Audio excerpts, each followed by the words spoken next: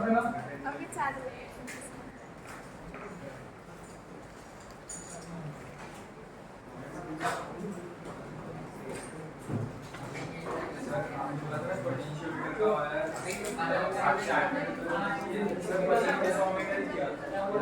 सौ metre 100 centimetre किसमें MTG फाड़ दो बुक को फाड़ के जला दो पर 100 सेंटीमीटर दिया है उसमें वैसे ही दिया है 100 मीटर नहीं।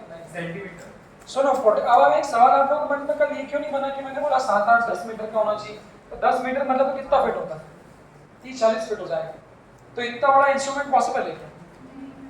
पता चले कि यहाँ चालू हुआ पोटेंशियोमीटर तो एनएमसी ले खत्म हुआ कितना लंबा हुआ है, होता है नहीं सच में 1 मीटर नहीं होता, 7 8 मीटर 10 मीटर जितना लंबा आप ले सकते हो उतना लंबा लो। बट उन परिस्थितियों में क्या होगा, इंस्ट्रूमेंट बहुत बड़ा हो जाएगा अपना, तो फिर वो कैसे करते हैं, तो वायर को ऐसे फोल्ड देते हैं। आप लोग कभी गूगल करके उसके फोटो देखना पोटेंशियोमीटर के, वो ऐसा रहता है, वायर तो रहता है पर उसको ऐसा फोल्ड कर इस तरह से कर देते हैं, इस तरह से आपके इंटेस्टाइन होती है ना, इस तरह से वो लोग फोल्ड कर देते हैं, तो उसकी वजह से जो सेटअप है वो लगभग बहुत बड़ा तो नहीं इतना बड़ा होता है, और वो उसको बहुत सारे आपके राउंड दे देते हैं। अब देखो इधर, कल हम लोग क्या बोले थे, आज इसकी एप्लीकेशन पढ़ना है, कल हम लोग क्या बोले थे कि पोटेंशियोमीटर को करने के लिए जो मुख्य बात आप लोगों को चाहिए थी वो दो मुख्य बात थी। एक तो आप उसके प्राइमरी सर्किट को बिल्कुल दिमाग में रखें। मैंने बोला जैसे ही आप लोग आंख बंद करते हैं सारी चीज़ों की बजाय आपको प्राइमरी सर्किट दिखना चाहिए, और प्राइमरी सर्किट में जो जो भी कंपोनेंट है ये तो रहेगा ही रहेगा, ये हो सकता है हो या फिर ना हो, और एक पोटेंशियोमीटर का वायर है जिसका रेजिस्टेंस कितना है आरपी है। उस प्राइमरी सर्किट को जैसे आप लोग देखोगे आंख बंद करके तो आपको क्या मिल जाएगा, पोटेंशियल ग्रेडियंट भी मिल जाएगा।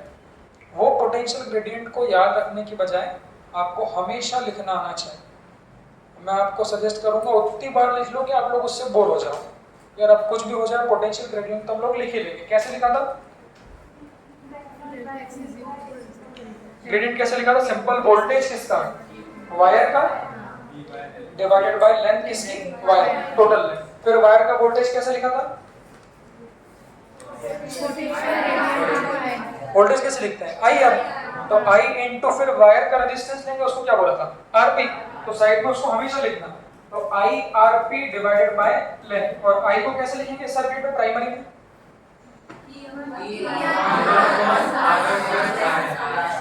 लिख लोगे, तो इस तरह से करना क्योंकि पोटेंशियल ग्रेडियंट ही इसका। श्रेया को ऐसा लग रहा है कि मैं उसको अंदर नहीं ले रहा, गेट लगाते हैं, उसको बोलते भी नहीं आता। अब ऊपर चली गई वो, उसको बुलाओ भाई वो ऊपर चली गई। दूसरा जो मेन पार्ट है, श्रेया को कॉल करना, जो भी श्रेया के दोस्त हो, हाँ बुला लो उसको, बुला लो। अरे वो बाकी ये बच्चे क्या कर रहे हैं, ऊपर क्यों जा रहे हैं सब, पता नहीं हुआ। चलो दूसरा जो मेन काम था, सेकंड सबसे मेन काम वो था कि पोटेंशियोमीटर के वायर के किसी भी एल लेंथ का वोल्टेज आप लोग लिख सकते हो, वो मेन तरीका था। वो तरीका क्या था, पर मीटर मतलब x, तो 1 मीटर का अगर पता है तो जो भी लेंथ बैलेंसिंग लेंथ होगी उससे आप मल्टीप्लाई कर दीजिए, तो x इंटू एल से जो हमको वैल्यू मिलेगी वो उतनी वायर के लेंथ का क्या होगा, वोल्टेज होगा। ये बात तो बताई थी। चलिए फिर एप्लीकेशन जब हम पढ़े थे, पहली एप्लीकेशन का हम लोगों ने चर्चा शुरू कर दी थी। उस पहली एप्लीकेशन में चर्चा का जो मेन पार्ट था वो क्या था, सर्किट को कंस्ट्रक्ट करना। तो वो सर्किट को कंस्ट्रक्ट हमेशा ऐसा करना है, वो पॉइंट भी रिवाइज कर लो जिसमें मैंने क्या कहा था, प्राइमरी सेल ऊपर वाला, इस प्राइमरी सेल का जो पॉजिटिव एंड है वो किससे कनेक्ट होना चाहिए, सेकेंडरी सेल के प्राइमरी। सेकेंडरी मतलब इसका ईएमएफ पता है कि पता है, ये सब कंस्ट्रक्शन ध्यान रखना भाई। सेकेंडरी सेल में हमेशा अननोन पैरामीटर्स को लगाया जाता है, जो पैरामीटर्स की वैल्यू आपको पता नहीं होती, और प्राइमरी सेल में जिसको पता होगा, तो ये वाली सेल का ईएमएफ पता होगा और इस वाली सेल का ईएमएफ नहीं पता होगा, तो कंस्ट्रक्शन इसका हायर पोटेंशियल इसके हायर पोटेंशियल, सेकेंडरी सेल का लोअर पोटेंशियल, ये कंस्ट्रक्शन लोअर पोटेंशियल मतलब नेगेटिव, तो सेकेंडरी सेल का नेगेटिव किससे लगे होगा, गैल्वेनोमीटर, और गैल्वेनोमीटर से होते हुए जॉकी। इस जॉकी को हम लोग वायर पे स्लाइड करेंगे, और जब तक स्लाइड करेंगे जब तक नन डिफ्लेक्शन ना हो, बस वहां तक का काम हमको करना है। चलिए तो पहली एप्लीकेशन, तो पहली एप्लीकेशन में मैंने क्या कहा था, हाँ, to determine the EMF of unknown cell. तो जो भी हमको सेल रास्ते में मिला था उस सेल का हम लोगों को क्या करना था, ईएमएफ पता करना था। कल वो क्या बोलता है, सोहम का है, इन लोगों के दिमाग में कैसे कैसी बातों को चलता है। अपन ये पढ़ रहे थे ईएमएफ ऑफ अननोन सेल कैसे पता करेंगे, वो बोलेगा सर चार्ट के कर लेंगे। बाहर मेरे को वही बोला, मैंने बोला इन लोगों के दिमाग में तो चला क्या होगा शादी। तो देखिए अब कैसे पता करेंगे सेटअप कैसा है। बस यही चीज इन लोगों को सिलेक्शन से दूर रखती है।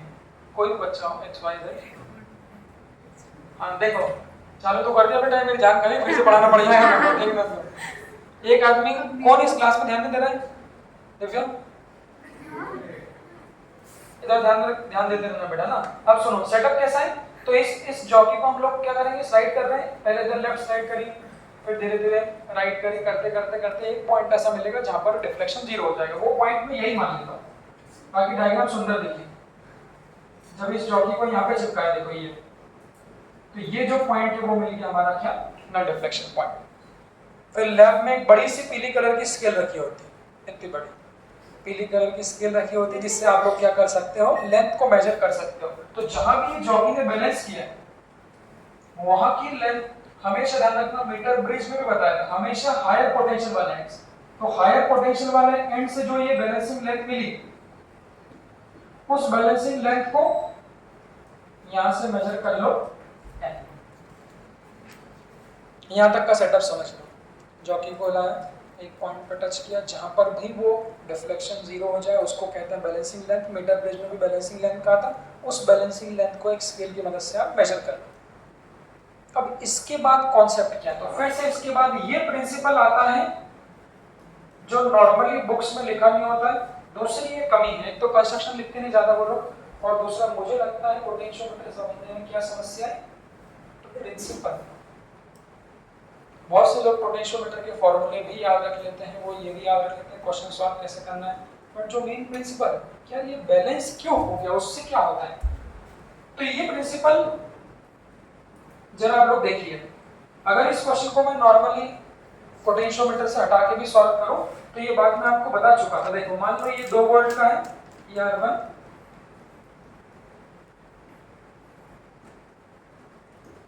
ये R2, और इसका वोल्टेज भी क्या है, 2 है। इससे जब इसको इससे कोरिलेट करूंगा तब आप लोग मेरी बात को बेहतर समझ पाओ। जैसे अगर पोटेंशियोमीटर को भी हटा दो, ये एक नॉर्मल क्वेश्चन है, 25-50 क्वेश्चन हम लोग इस टाइप कर चुके हैं। एक नॉर्मल सिंगल साइड लूप, ये एक बैटरी है जिसका वोल्टेज 2 है, इसका इंटरनल R1 है, ये एक बैटरी है, इसका वोल्टेज भी 2 है और इसका इंटरनल रेजिस्टेंस R2 है। तो मुझे बताइए इस लूप में करंट कितना फ्लो होगा, जो भी लगा मैंने दोनों बताए। सिंगल लूप के लिए केवीएल और सिंगल लूप के लिए अपने पास शॉर्ट ट्रिक भी। शॉर्ट ट्रिक क्या, अगर बैटरी का पॉजिटिव दूसरे के पॉजिटिव से लगाएं तो लड़ लेंगे। तो देखो इसका पॉजिटिव किससे लगाएं, इससे पॉजिटिव से, तो दोनों के दोनों क्या होगा, लड़ लेंगे, और दोनों की वैल्यू बराबर है तो लड़के अलग करते हैं। मतलब इस लूप में कोई करंट फ्लो नहीं होगा। चलो अब मैं इसको ऐसा बना देता हूं, अब क्लियर होगा क्लॉकवाइज या एंटी क्लॉकवाइज। भाई ये डोमिनेट कर देगी तो करंट इससे निकलेगा और ये सुखा जाएगी, तो करंट कैसा फ्लो होगा, ऐसा। अगर इसको मैंने 3 कर दिया और इसको मैंने 2 कर दिया तो ये डोमिनेट होगी, करंट कैसा फ्लो होगा, ऐसा। तो इसमें कोई नई बात नहीं, बस यही प्रिंसिपल होता है जो प्रिंसिपल पोटेंशियोमीटर में यूज होता है। बस वो बात है ना कि बैटरी वहां दिखती नहीं, तो प्रिंसिपल क्या है कि अगर 2 बैटरियों को इस तरह से हम लोग पैरेलल में लगाएं और दोनों का, ध्यान सुनना, दोनों का वोल्टेज अगर सेम हो जाए तो उन परिस्थितियों में इस लूप में कोई करंट फ्लो नहीं होगा। बट एक का वोल्टेज अगर ज्यादा हो गया, दूसरे का वोल्टेज अगर कम हो गया, तो करंट एंटी क्लॉकवाइज या क्लॉकवाइज फ्लो हो सकता है। तो वहां प्रिंसिपल क्या, देखिए मैं इसको डायरेक्ट याद तो कर ही दूंगा, उसका भी तरीका है मेरे पास, बट मैं चाहता हूं कि याद करने के पहले थोड़ा हम लोग उसको फील करें। देखो तो हम लोगों ने बोला जब इस जॉकी को ध्यान से सुनना, थोड़ा सा आधा घंटा सुनते चलना पहले, जैसे जैसे मैं एप्लीकेशन पे आगे बढ़ूंगा आप लोग मेरी बात को समझोगे। ये बहुत बेसिक, मतलब सड़े से भी सड़ी चीज बता रहा हूं ये। जब इस जॉकी को हमने यहाँ रखा, हमने क्या बोला बैलेंसिंग लाइन, तो ये जब इस जॉकी को हमने इस पोजीशन पे रखा, मान लो J1 पे, जो कि यहाँ से कितनी लेंथ पे है, L1 लेंथ पे। मैंने क्या सिखाया था, पोटेंशियोमीटर वायर की किसी भी L लेंथ का वोल्टेज कैसे लिखते हैं, उसको बिल्कुल 100 बार बोलो।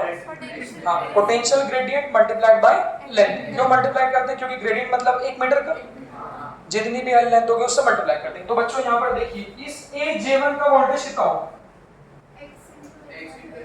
समझ गए सब लोग, समझ लो। तो इस लेंथ का वोल्टेज कितना होगा, तो अगर मैं यहाँ पर मल्टीप्लाई कर दूं तो इस लेंथ का वोल्टेज कह लो या इस लेंथ का ईएमएफ, एक ही बात है, सिंबल से आप लोग दिल में डाल दें, वो कितना होगा हमारा x * L।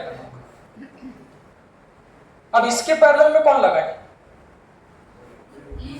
देखो इस लेंथ का वोल्टेज है, अगर ये J1 है तो यहाँ से घूमते घूमते देखो ये भी J1 होगा, ये वाला पॉइंट भी क्या होगा हमारा J1। ध्यान से देखना, तो इसके पैरेलल में कौन लगा, ये बैटरी। तो अगर इस पूरे सेटअप को अलग से निकाल लो, देखो तो ये पोटेंशियोमीटर का वायर है जिसका वोल्टेज कितना है XL। इसी के पैरेलल में नीचे एक अननोन सेल लगा है जिसकी वैल्यू E2 है और जिसका रेजिस्टेंस क्या है R2। यहाँ से हमारा एक गैल्वेनोमीटर लगा और यहाँ से हमारी क्या लगी है, जॉकी लगी। अब सिर्फ उसे देखना सीखिए, पहली बार सिखा रहा हूँ इसलिए मैं आप लोगों को उसको देखना सिखाऊंगा। ओवर द टाइम जैसे जैसे हम लोग आगे एप्लीकेशन पढ़ेंगे मैं डायरेक्ट वही ऊपर नीचे करके क्या कर दूंगा, बैलेंस कर दूंगा, बट उसको पहले देखना सीखना है। हमने बोला इस L1 लेंथ का जो वोल्टेज है वो XL1, और देखो मतलब इस AJ1 का वोल्टेज अगर पता है तो इस AJ1 को एक बैटरी मान लीजिए। फिर सुनना, मैंने कहा था कल पोटेंशियोमीटर वायर की किसी भी L लेंथ का कुछ ना कुछ वोल्टेज होता है। इस L लेंथ का कुछ ना कुछ वोल्टेज है जिसकी वैल्यू बोली XL। क्योंकि इस लेंथ का कुछ ना कुछ वोल्टेज है तो इस लेंथ को एक बैटरी से एज्यूम कर सकते हैं। जिस बैटरी का जो वोल्टेज होगा वो कितना होगा, XL1 होगा। और हायर पोटेंशियल कौन सा है वहां पे, हायर पोटेंशियल हमेशा कौन सा मान रहे हैं, A वाला। तो अगर इसको एक बैटरी से एज्यूम कर लो, बस ये बात है जो बुक में कहीं नहीं लिखी, अगर इसे एक बैटरी से एज्यूम कर लो ये, तो इस बैटरी का जो वोल्टेज होगा वो कितना बन जाएगा, L। बस बन गया पुराना केस। अगर इसका वोल्टेज बड़ा है तो अगर E ग्रेटर है किससे, E2 से, तो कौन जीत जाएगा, वही। अगर ये किसका वोल्टेज है, पोटेंशियोमीटर वायर की लेंथ। अगर पोटेंशियोमीटर के वायर का जो वोल्टेज वो इस वोल्टेज से बड़ा हो गया तो ये बैटरी जीत जाएगी। तो ये बैटरी जीत जाएगी तो करंट कैसा फ्लो हो जाएगा, एंटी क्लॉकवाइज डायरेक्शन। अगर अननोन सेल का बड़ा हो गया तो फिर कैसा होगा, इधर, और दोनों का बराबर हो गया तो उन परिस्थिति में करंट फ्लो नहीं होता। तो यहां से कंक्लूड क्या कर सकते हैं कि इस लूप में करंट 0 पर होगा, सेम हो जाए। कौन कौन सेम हो जाए, अननोन सेल का ईएमएफ और पोटेंशियोमीटर वायर की लेंथ का जो वोल्टेज है, अगर वो दोनों बराबर हो गए तो उस लूप में कोई करंट फ्लो नहीं होता। तो अगर ये बराबर नहीं है, अगर ये बैलेंसिंग लेंथ से कम है तो करंट हो सकता है कैसा फ्लो हो जाए, क्लॉकवाइज। अगर इसको यहां ले गए तो उठा के और ठंडे दिमाग से विचार करें। हाँ, अगर इसको उठा के मैं यहां ले गया, मान लो मैंने ऐसा ये बैलेंसिंग लेंथ ले, इस पोजीशन को ले लिया J2, इस पोजीशन को ले लिया मैंने J1, तो अब यहां से लेंथ क्या कर दी, बढ़ा दी, तो इतनी लेंथ का वोल्टेज कितना हो जाएगा, बस मैंने क्या बोला, ये XL2, ये कुछ वोल्टेज, इसको बैटरी एज्यूम कर लो। तो इस बैटरी का जो वोल्टेज है अगर इसके उससे बड़ा हो गया तो इन परिस्थितियों में करंट कैसा फ्लो होगा, फिर इस जॉकी को धीरे धीरे स्लाइड करते करते करते करते हम लोग कहां लिया, इसको धीरे धीरे स्लाइड करते करते हैं ओरिजिनल लेंथ पे लिया है। वो ओरिजिनल लेंथ कितनी है हमारी, J1। तो बस पॉइंट क्या है, आप नोट कर दें कि जहां पर भी जीरो डिफ्लेक्शन आता है, मान लो इस पॉइंट पे जीरो डिफ्लेक्शन आया, तो जीरो डिफ्लेक्शन आने का मतलब इतनी लेंथ का जो भी वोल्टेज है, इतनी लेंथ, हाँ, इतनी लेंथ का जो भी वोल्टेज है वो किसके बराबर हो जाएगा? E2 के बराबर हो जाएगा। तो उन परिस्थितियों में हमको क्या मिल जाएगा? डिफ्लेक्शन। हमारा टारगेट क्या है? हमको क्या करना है? एप्लीकेशन का नाम क्या है? नीचे वाले अननोन सेल का क्या निकालना है? वोल्टेज निकालना है। तो बस बैलेंसिंग कंडीशन में जो ये E2 है वो बराबर होगा, ये E2 ही किसके बराबर हो जाएगा? XL के बराबर हो जाएगा। यहाँ पर जाके ये गैल्वेनोमीटर जीरो डिफ्लेक्शन दे देगा। एक बार इसको विचार करो पहले, फिर मन में कुछ और सवाल आ सकते हैं, उसका भी जवाब दूंगा। पहले इसको देखो ठंडे दिमाग से। सेटअप कैसा होता है? जॉकी को ऐसे लिया, पहले जॉकी को हम लोग लेफ्ट में ले जाएंगे। ऊपर देखो बेटा, लिख लेना आराम से। जॉकी को पहले हम लोग लेफ्ट में ले जाएंगे। जब जॉकी को हम लोग लेफ्ट में ले जाएंगे तो ये जो L लेंथ का वोल्टेज है वो कम पड़ जाए। जब ये L लेंथ का वोल्टेज कम पड़ जाएगा, इस अननोन का वोल्टेज ज्यादा हो जाएगा, तो जो करंट है इस लूप में इससे इधर फ्लो हो जाएगा। फिर इस जॉकी को हम लोग बहुत ज्यादा राइट में ले जाएंगे तो इस L लेंथ का वोल्टेज क्या हो जाएगा? ज्यादा हो जाएगा। ये क्या होगा? कम पड़ जाएगा, तो करंट ऐसा फ्लो होगा। तो फिर एक बार लेफ्ट एक बार राइट, फिर ऐसे करते करते करते एक पॉइंट ऐसा मिलेगा जब ये डिफ्लेक्शन जीरो हो जाएगा। तो जैसे डिफ्लेक्शन जीरो होगा हम कह देंगे ये L लेंथ का वोल्टेज ही इसके EMF के बराबर है। इस पर 10 सेकंड के लिए विचार करें, फिर और पॉइंट लूंगा इसमें। हाँ विचार करो, अभी जो बोल रहा हूँ उस पर विचार करो, पहले उस पर विचार करो कहानी क्या है। बताऊंगा इंटरनल रेजिस्टेंस नहीं बताऊंगा। मैंने कल लिखा था पोटेंशियोमीटर को 100% एक्यूरेट मेथड कहते हैं। इससे आने वाला आंसर में कोई एरर नहीं होता। क्यों नहीं होता उसका मैं जवाब दूंगा, पहले ये समझ लो। बस यही छोटे छोटे दो शब्द के फॉर्मूले सारी एप्लीकेशन में होंगे।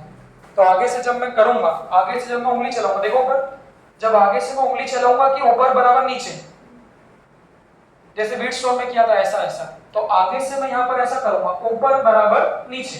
तो आपको यही समझना है कि ऊपर के वायर का वोल्टेज नीचे के वायर के वोल्टेज को बैलेंस करना है। क्यों बैलेंस करना है? क्योंकि दोनों का वोल्टेज सेम हो। अब जो इसका सवाल आया कि क्या सर इंटरनल रेजिस्टेंस से कोई फर्क नहीं पड़ेगा? क्या कोई इंटरनल रेजिस्टेंस से फर्क नहीं पड़ेगा? सवाल सही है, सवाल तो मेरे दिमाग में भी रहता है। तो उसका जवाब क्या? देखो, तो सेल के बारे में अपने पास क्या क्या जानकारी है? सेल के बारे में जानकारी उठाते हैं। ये एक अननोन सेल है, इसका इंटरनल रेजिस्टेंस R2 है और इसका EMF क्या है? E2 है। जो कि हम लोग लगभग पूरा चैप्टर समाप्त कर चुके हैं। तो सेल के बारे में जानकारी क्या है? सेल के टर्मिनल्स का वोल्टेज कर चुके हैं। सेल्स के टर्मिनल्स का वोल्टेज डिस्चार्जिंग के दौरान क्या होगा? E- या चार्जिंग के दौरान मतलब हम ये समझते हैं, हम ये जानते हैं कि सेल के टर्मिनल पर मिलने वाला वोल्टेज कम भी हो सकता है, ज्यादा भी हो सकता है। मेरा सवाल ये, क्या बराबर भी हो सकता है टर्मिनल पर मिलने वाला? समझ रहे हो? ये सेल है तो टर्मिनल्स मतलब क्या? ये तो सेल के टर्मिनल्स पे मिलने वाला वोल्टेज क्या कभी बराबर हो सकता है? इंटरनल रेजिस्टेंस तो है सेल का। ये पकड़ो, सोचिए बच्चों, अगर अगर अगर कोई सेल से करंट फ्लो हो ही नहीं रहा, मतलब आई कितना हो गया? जीरो, तो उन परिस्थिति में V बराबर क्या होगा? E। ये कंडीशन।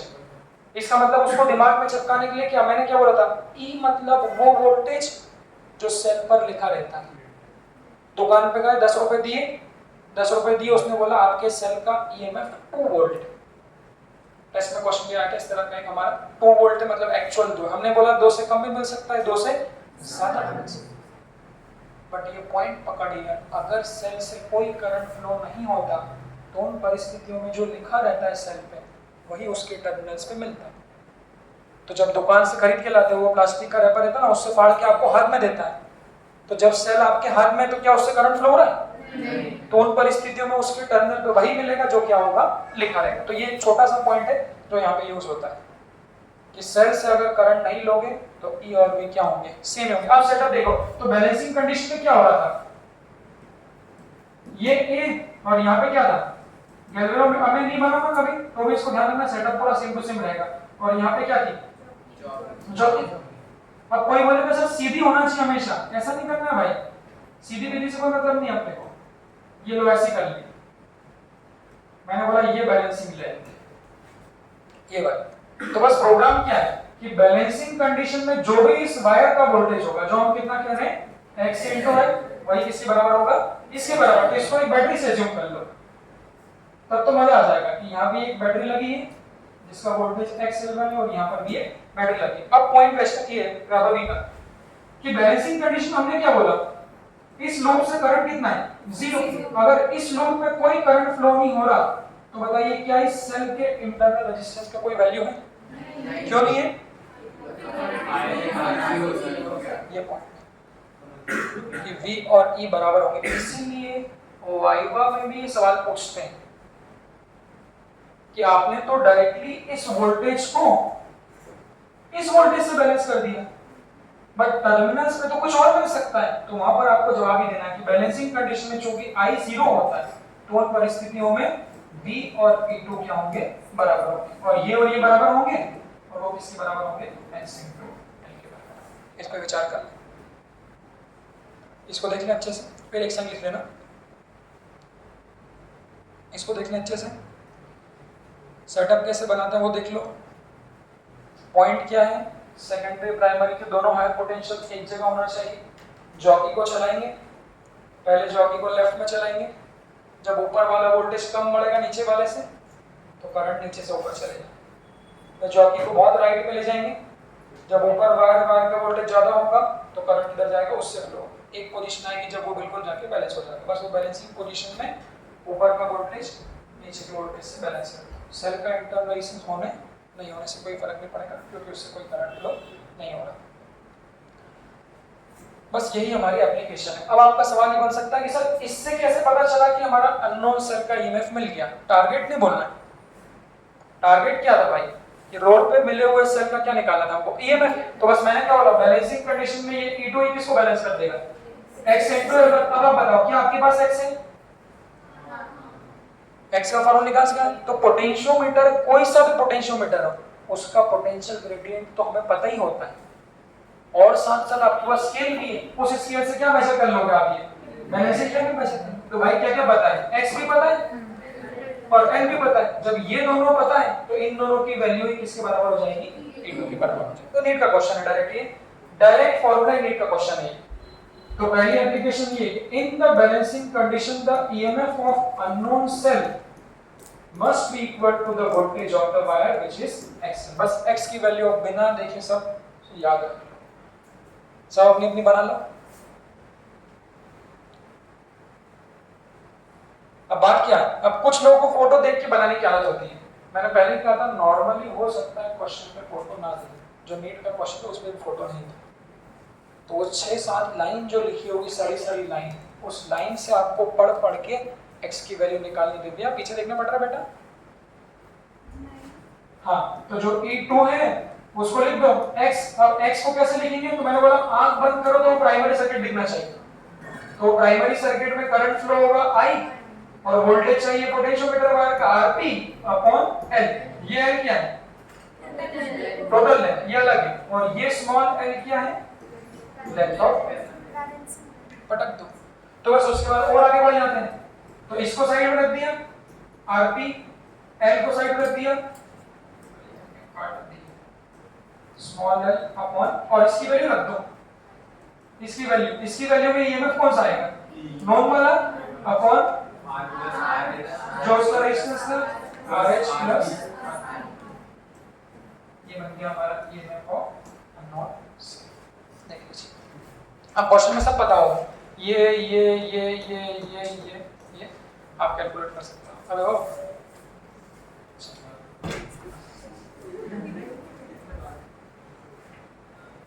थक गए तुम, वहां क्या हो यार।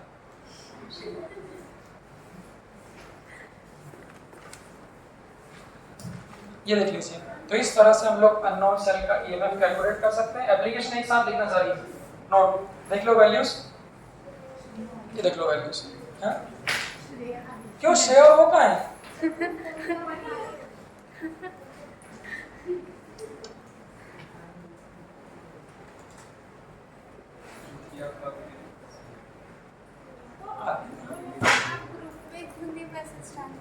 क्या सामने से आना है। उसको लगा कि ताला लगा दिया तो मैंने ताला लगा दिया, क्लास में नहीं आने दूंगा, वैसा मैं कभी करता हूँ।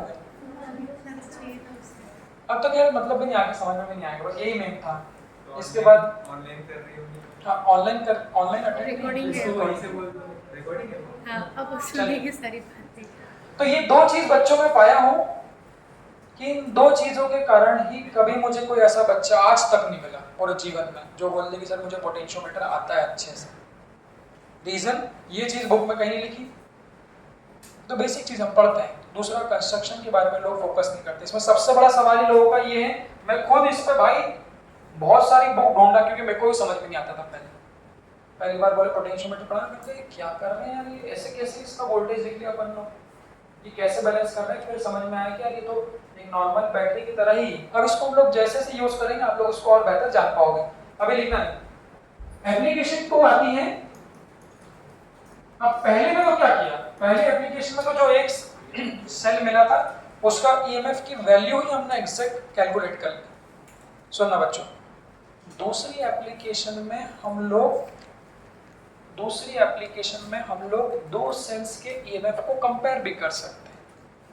2 सेल के ईएमएफ को कंपेयर कर सकते हैं, मतलब किसी को 2 मिल गए, एक उसको मिल गया छोटू पतला वाला, और एक मोटे मोटे भी आते थे ना जो बड़े बड़े किलोग्राम लगते थे, मोटे सेल का। भाई देखे नहीं है वो बोले क्या बोल रहे हो ये, देखिए ना। तो आजकल छोटे छोटे पतले पतले और एक मोटे 2 सेल मिल गए किसी को। उसने बोला कि सर मैं क्या क्या कर सकता हूँ। मैंने बोला भाई तुम इन दोनों के इंडिविजुअल ईएमएफ भी पता कर सकते हो, आप चाहो तो हम आपको एग्जैक्ट वैल्यू दे देंगे उसका वोल्टेज कितना है। वो बोला नहीं मेरे को एग्जैक्ट नहीं चाहिए, आप मुझे सिर्फ इतना बता दो कि किसका वोल्टेज बड़ा है। अभी इन लगे बच्चे बोलेंगे सर जो मोटा है उसका बड़ा होगा। अरे ऐसा नहीं पता आपने को, अब सेल में कैसे बोल सकते हो आप, सर बनाने के उसमें नहीं कह सकते। आपने देखा होगा एवरेडी के आजकल पतले पतले सेल आते हैं, बहुत पतले पतले आते हैं। पहले के जमाने के थोड़े उससे कंपैरेटिवली मोटे आते थे, बट वो पतले वाले ज्यादा चलते हैं। तो आप सिर्फ कंस्ट्रक्शन से ये नहीं बोल सकते कि पतले हैं तो उनका ईएमएफ कम होगा। दुबले पतले लोगों को अंडर एस्टिमेट ना करें भाई, वो बहुत ही ज्यादा।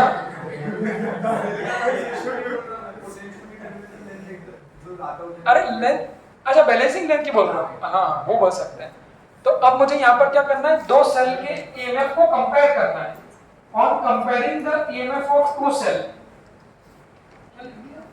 कंपेयरिंग सेल ईएमएफ,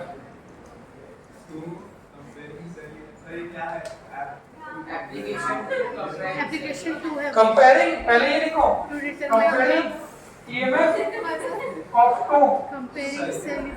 हाँ, एप्लीकेशन 2। अरे हाँ एक चीज तो भूल ही गया, पहले मैं एक चीज करता था वहां पे, वो आज याद है यार 3 साल बाद, जब मुझे लगता था बच्चे ध्यान नहीं दे रहे हैं तो मैं सब उल्टा उल्टा लिखता था। फिर पूरा ध्यान इस बात पे थी सर लिख क्या है, सारे शब्द आगे पीछे मैं अरेंज करो भाई तुम लोग करते ना। तो यहाँ से हम लोग अभी बोल के नहीं करूंगा, कर दूंगा तो हम लोग ध्यान देते चलेंगे। तो 2 सेल के ईएमएफ को कंपेयर भी कर सकते हैं। अब कैसे कंपेयर करेंगे, तो बार बार जब इतना बड़ा फोटो बनाएंगे तो लोगों को फोटो बनता लगता है, तो हम उसको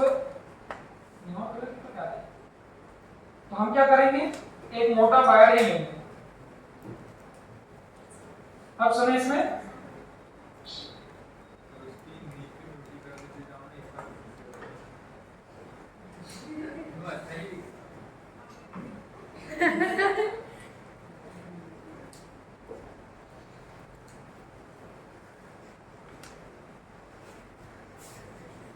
ऐसा करना है जो बोलना होगा आपस में पूरा फ्री कर दो, भाई को आनंद दिलवा दो।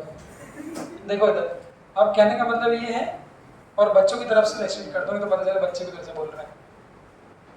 टीचर कुछ भी बोल सकता है बच्चों को, जो गाली बकनी हो बक दो, जो अनशन बोलना हो बोल दो। हमारे टीचर तो माँ बहन की गाली बकते थे हमको, हम भी बकते थे पीठ पीछे।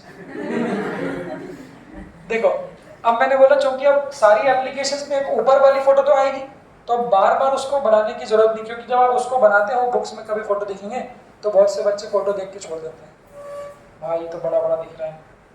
तो अब आप क्वेश्चन को सॉल्व करें, सिर्फ नीचे वाला वायर बनाओ, ऊपर वाला अंडरस्टूड है कि वो ऊपर वाला सब कुछ क्या रहेगा, सेम रहेगा। अब हमने क्या बोला, हमको 2 सेल के ईएमएफ को कंपेयर करना है। अब देखो पहला सेल मिला, इसका ईएमएफ E2 लिख दो, E1 क्यों नहीं लिखा,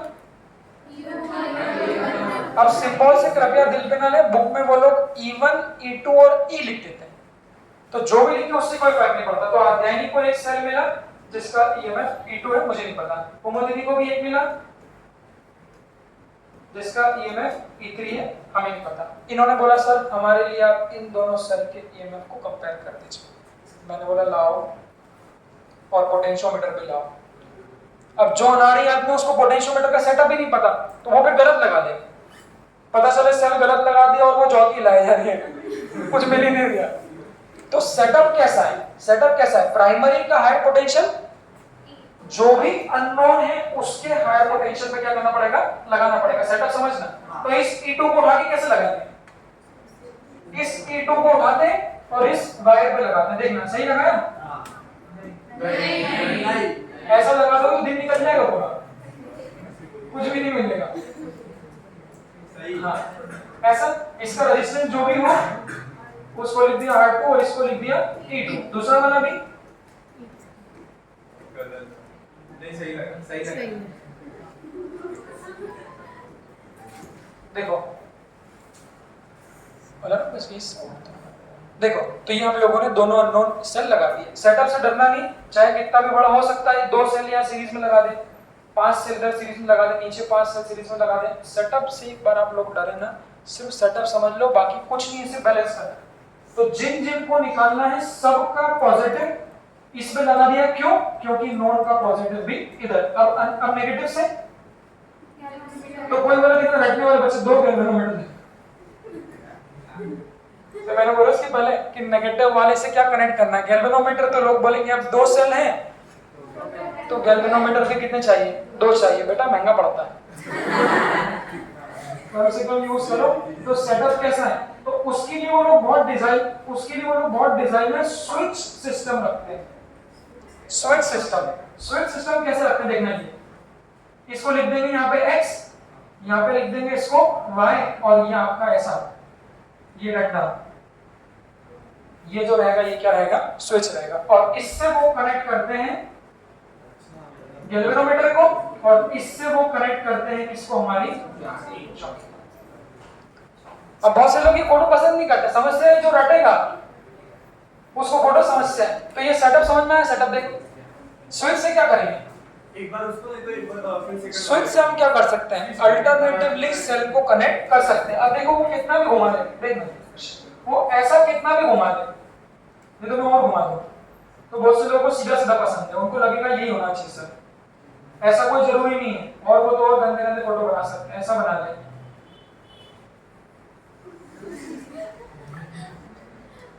तो चाहे वो गैल्वेनोमीटर वाले को कितना भी घुमा लो उससे कोई फर्क नहीं पड़ेगा। अब सेटअप कैसा देखना। सबसे पहले बच्चों मैंने बोला सबसे पहले मुझे E2 का EMF लिखना है।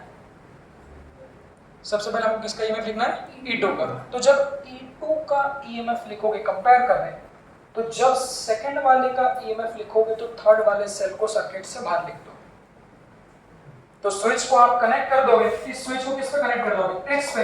जब इस स्विच को X पे कनेक्ट करोगे आप, तो ये वाले सेल का क्या होगा?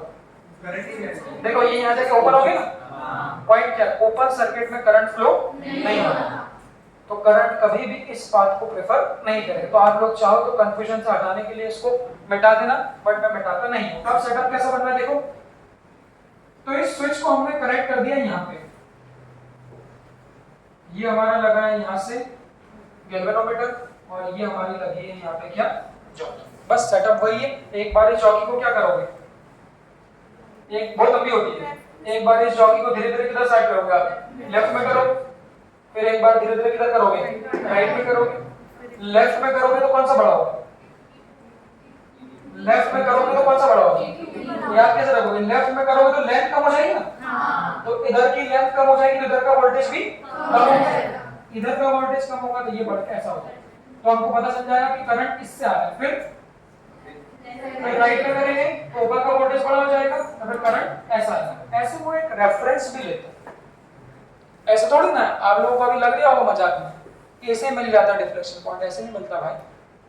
बहुत चलाना पड़ता है जॉकी को। पहले लेफ्ट में चलाते देखते जाते हैं कि अच्छा डिफ्लेक्शन इससे आ रहा है, हाँ, और इधर चलो नहीं इससे आ रहा है, चलो ठीक है, फिर इसको इधर करते इधर करते इधर करते हैं, फिर एक पॉइंट ऐसा मिलता है, फिर दिखता है कि करंट ऐसा आ रहा है, तो समझ में आता है यहाँ भाई एक बार नीचे से आ रहा है, एक बार ऊपर से आ रहा है, मतलब जो डिफ्लेक्शन पॉइंट है उसके बीच में, फिर धीरे धीरे उसके बीच में वो ऐसे धीरे धीरे फिर टिकाते हैं, एक पॉइंट मिल जाता है कि हाँ यहाँ पर डिफ्लेक्शन नहीं आ रहा। तो ये एक्सपेरिमेंट करने का सेटअप है।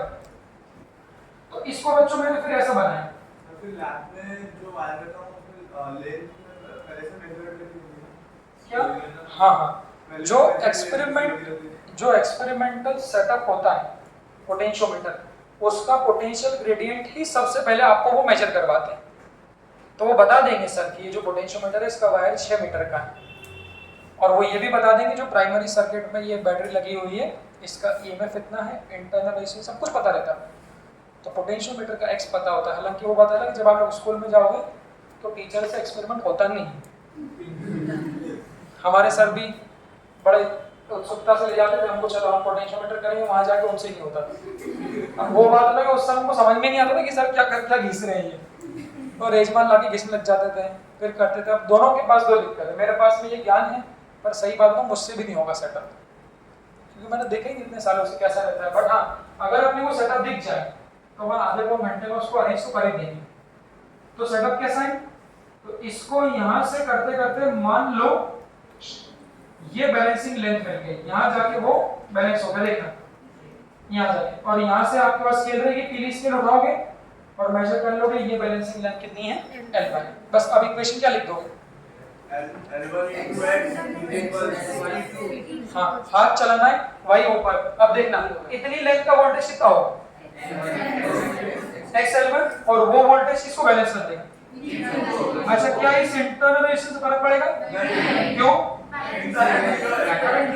तो बस इतनी लेंथ का वोल्टेज भले चाहे इसको कितना भी घुमा लो उससे कोई फर्क नहीं। ये J1 है तो ये भी J1 होगा, ये भी J1 होगा, ये भी J1 होगा, और ये वाला पॉइंट भी क्या होगा, J1। तो बस ऐसा भी कह सकते हो इसको सुनने का एक तरीका कि पैरेलल का वोल्टेज सेम होता है, तो ये दोनों पैरेलल में लगे तो जो वोल्टेज J1 का होगा वही वोल्टेज ये भी A, देखो इस J1, तो इन दोनों के वोल्टेज को क्या कर दो आप, सेम कर दो। तो 2 लाइन का आंसर है। तो पहले वाली इक्वेशन क्या मिल जाएगी, A2 must be equal to फिर धीरे से ये सब बात तो पूरी शब्दों में बोलते हैं।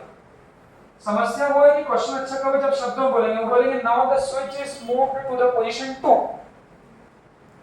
वाली। अब वहां पे 1 2 लिखे रहेगा, यहाँ पर मैंने लिखा कि अब स्विच को आपने x की बजाय किस पे मूव कर दिया, y पे। तो जैसे इसको y पे मूव करोगे क्या होगा, हाँ जैसे ही आप इसको पहले यहाँ था, जैसे ही आप इसको नीचे मूव कर दोगे तो इस सेल का क्या हो जाएगा, ये सेल का हो जाएगा ओपन सर्किट। तो फिर सर्किट में कौन सा कनेक्ट हो जाएगा, ये वाला। फिर से वही प्रोसेस करेंगे पूरी की पूरी, जॉकी को एक बार लेफ्ट में खसकाएंगे, एक बार राइट में खसकाएंगे। उन परिस्थितियों में अब जो बैलेंसिंग लेंथ मिली वो मान लो यहाँ जाके मिली।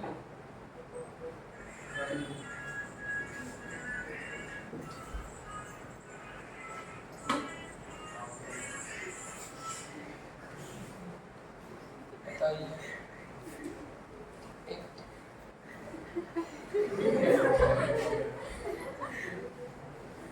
लड़कियों को करना पड़ता है,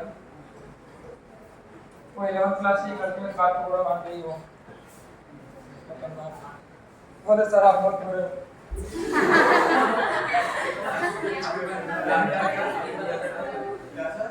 एक सेंसिटिव लड़की थोड़ी मेरी बात को बुरा मान गई, मुझे पता नहीं था सेंसिटिव भी है, मैंने बोल दिया कुछ नहीं।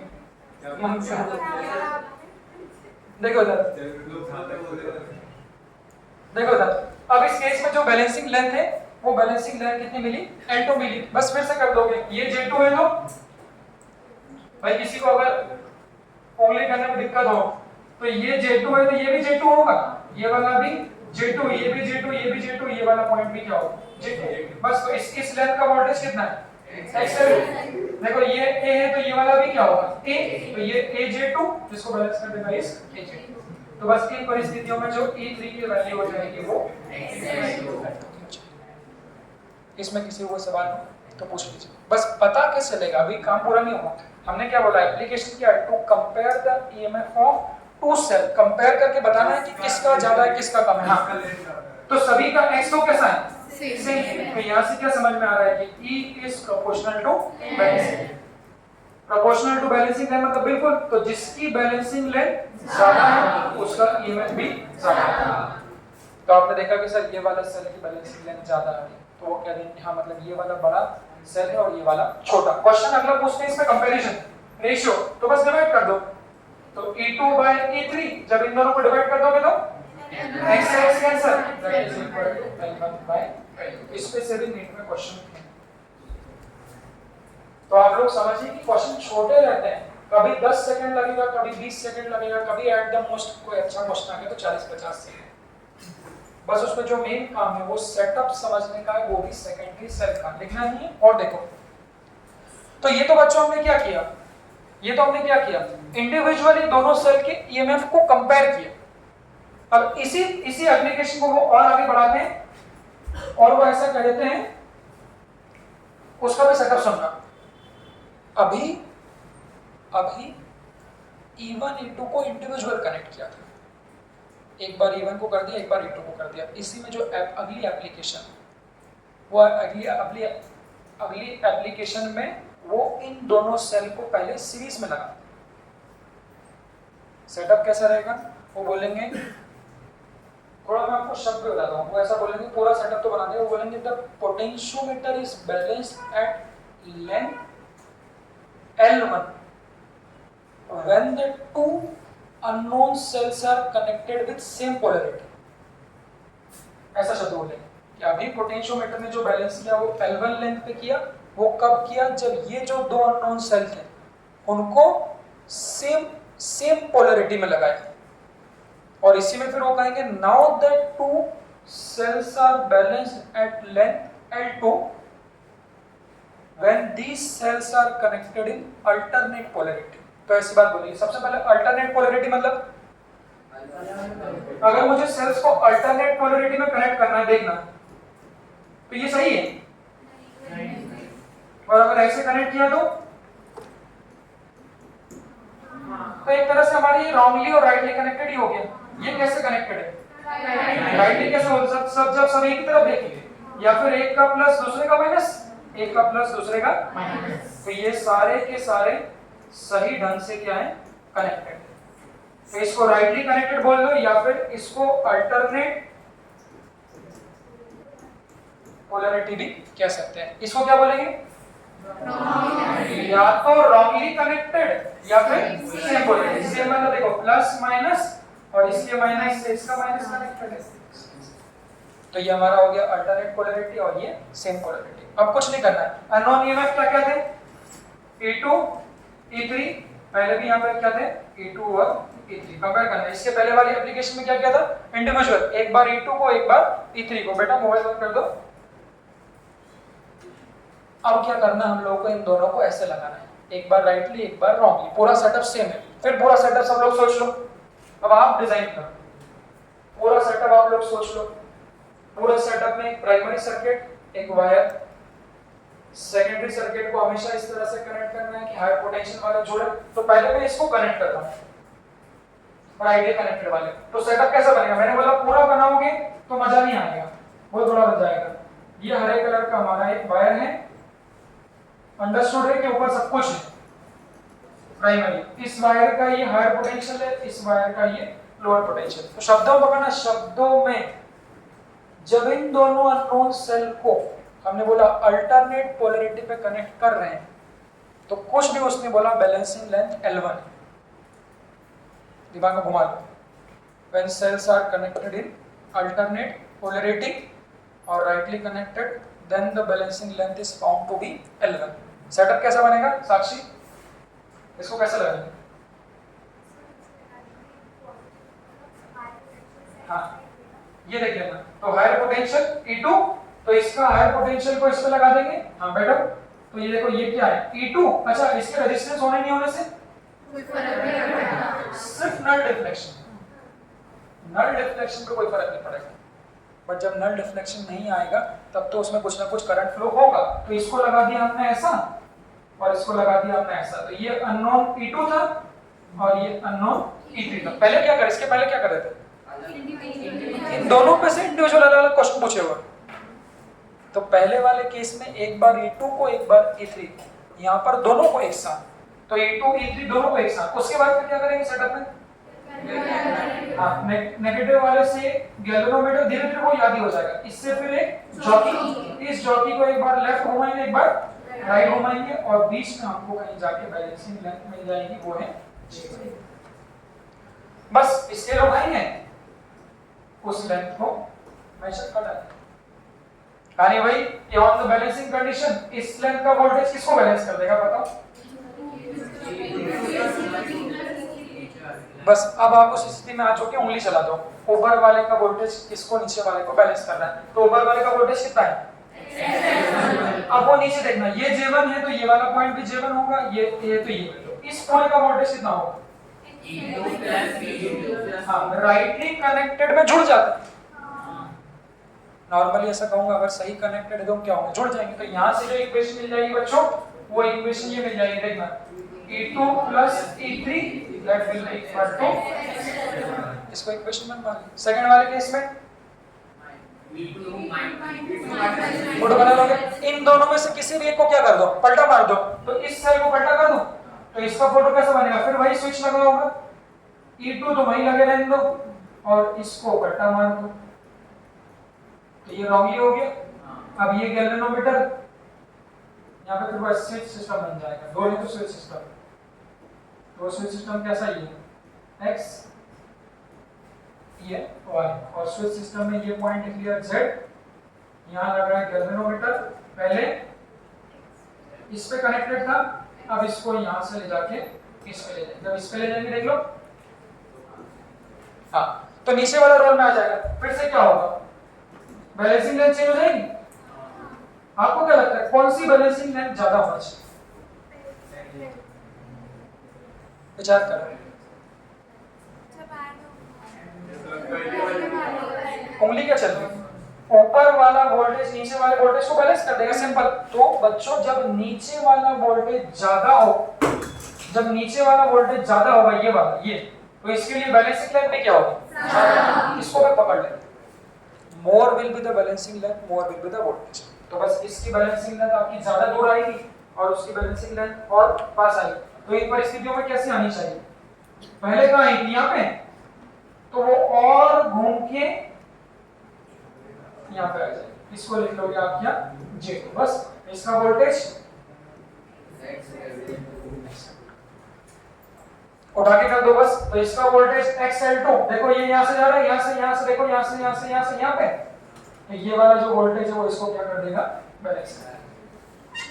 थोड़ा इस सेटअप को अच्छे समझना, क्योंकि जो लास्ट एप्लीकेशन है उसमें दिखता नहीं एकदम से कि इसको बैलेंस कर देगा, इसीलिए इसके दो तरीके बता रहा हूँ। एक तरीका तो पैरेलल में वोल्टेज सेम कर दो, तो ये J2 है तो वो कहाँ तक J2 जा रहा है, पूरा मार्क कर लो, ये J2 जा रहा है, ये A है तो ये पूरा A होगा, बस तो AJ2 और ये AJ2। यहाँ पर इक्वेशन क्या लिखते हैं, जो भी बड़ा होगा तो E2 माइनस E3 बराबर, हमको E2 E3 को कंपेयर करना है, तो इसको कंपेयर करने के लिए फिर से डिवाइड कर दो, फिर से डिवाइड कर दें, तो जब फिर से डिवाइड कर देंगे तो ये वाली टर्म क्या हो जाएगी, कैंसिल हो जाएगी, तो इक्वेशन क्या मिल जाएगी, देखो E2 प्लस E3 बराबर L1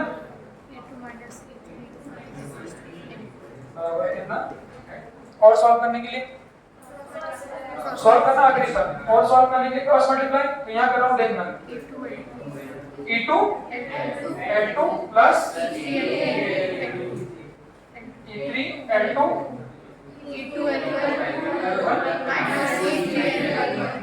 फाइनल आखिरी तक सॉल्व करके बना लीजिए। हालांकि आपके पास में वहाँ पर वैल्यू रहेगी तो भी आप लोग इजीली बना सकते हैं, बट फिर भी उसको बनाइए, याद मत रखना फॉर्मूला भले, बट इसको आप बना लेना।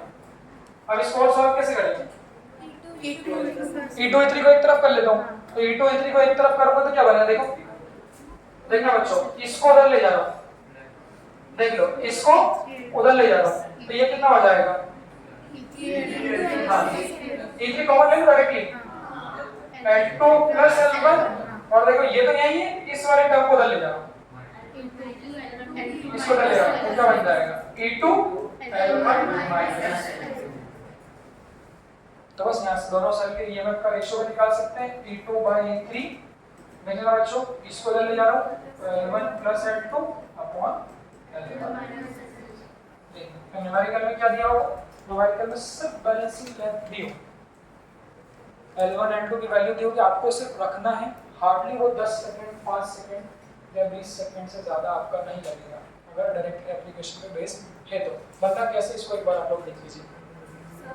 हाँ बोलो। सर E2 हमेशा बड़ा रहेगा। ऐसा आप लोगों को कुछ पता, जो भी बड़ा रहेगा उसको छोटे वाले में से माइनस करेगा। नहीं, फिर हम कैसे कंसीडर किसी को भी किसी में से माइनस कर देना, माइनस प्लस का ही फर्क से मुझे लगता है। हालांकि हो सकता है दिया भी हो, वो भी क्वेश्चन करेंगे उसमें देख लेंगे अपन। और सर आपने बोला था कि गैल्वेनोमीटर हम हमेशा नेगेटिव टर्मिनल से कनेक्ट करते हैं। हाँ तो सेकंड केस में तो पॉजिटिव टर्मिनल है ना। हाँ, उसमें उन केस में ऐसा है कि जैसे हायर पोटेंशियल वाले एंड को एक कर दो, जो दूसरा जो भी बचा है उसको गैल्वेनोमीटर से कर दो। पॉजिटिव भी रहा फिर। गैल्वेनोमीटर एक सेल है तो सेटअप मैंने बताया कि एक को पॉजिटिव से एक को नेगेटिव से। अगर कॉम्बिनेशन है तो कॉम्बिनेशन का जो हायर पोटेंशियल है वो पॉजिटिव से और कॉम्बिनेशन का जो लोअर पोटेंशियल है वो नेगेटिव से। ठीक है, थर्ड इज उस सेकंड वाले केस में पॉजिटिव। इतना बहुत है आज के लिए बस बेटा। अब देख लो इसकी एप्लीकेशन, थर्ड एप्लीकेशन है इसकी, इसको देख लो। फिर ये बेटा आज बिना देखे बनानी है, कॉपी मत कर लो बेटा, मैं पेज ले जाऊंगा। दिव्या पागल हो क्या? हाँ क्या बहुत ठंडी लगी सर, नींद आ गई। तो कैसी आती है? पंखा बंद कर लो,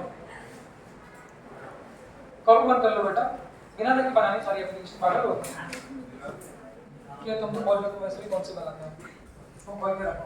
आप लोग बंद कर लो बेटा कॉपी, बिना देखे बनाओगे तभी तो मजा आएगा। दोनों एप्लीकेशन बनाना। सारी अभी और बची है, रुको सही। अच्छा, कितने कितने हाँ कितने एप्लीकेशन?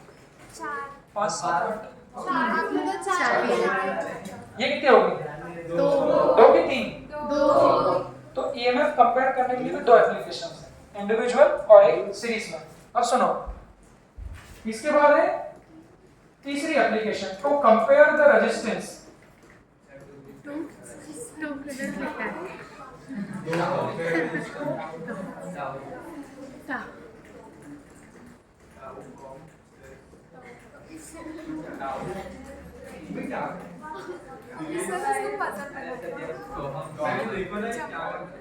हाँ टाउ कंपेयर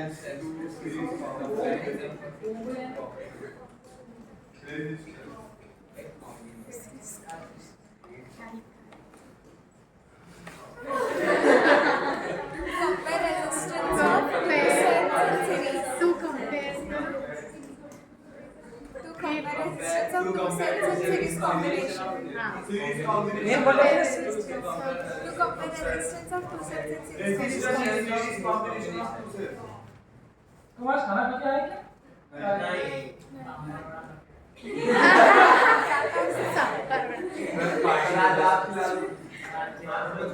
सर किसी को पता भी नहीं चलेगा। मैं तो ऐसा काम ही नहीं करता किसी को बताना चलेगा। सर रेजिस्टेंस सर भी हम उसमें डाल देंगे, सबको बता देंगे। फालतू बातें भी रिकॉर्ड होने दो फालतू बात नहीं। नहीं ऐसा होने तो नहीं सीमन पगार ही नहीं ना। ये देखो मैं फिर ना कुछ बोला, मतलब बोल रही हूँ। नहीं सिमरन पगार ही नहीं आई।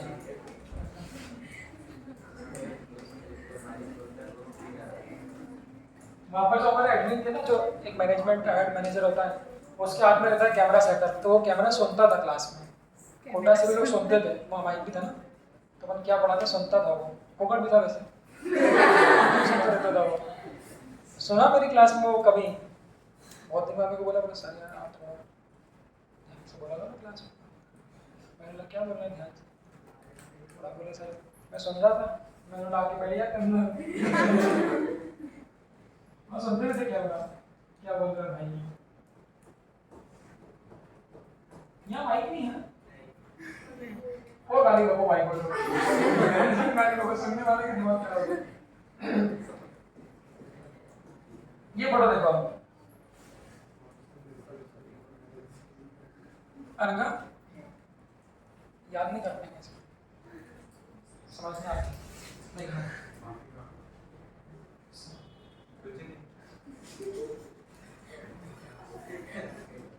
देखो ये तो है dot dot dot dot dot dot.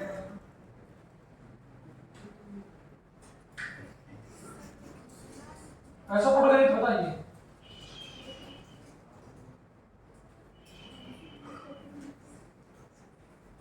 अब कोई बोलेगा नहीं, मैं बोलूंगा।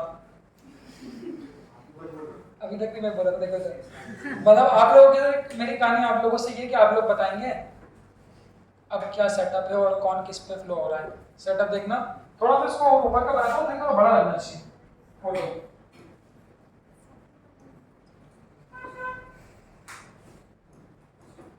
अरे वो आसान इजी है, आराम से बिल्कुल कोई समस्या नहीं है।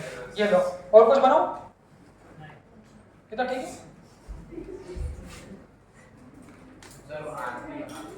क्या बना लो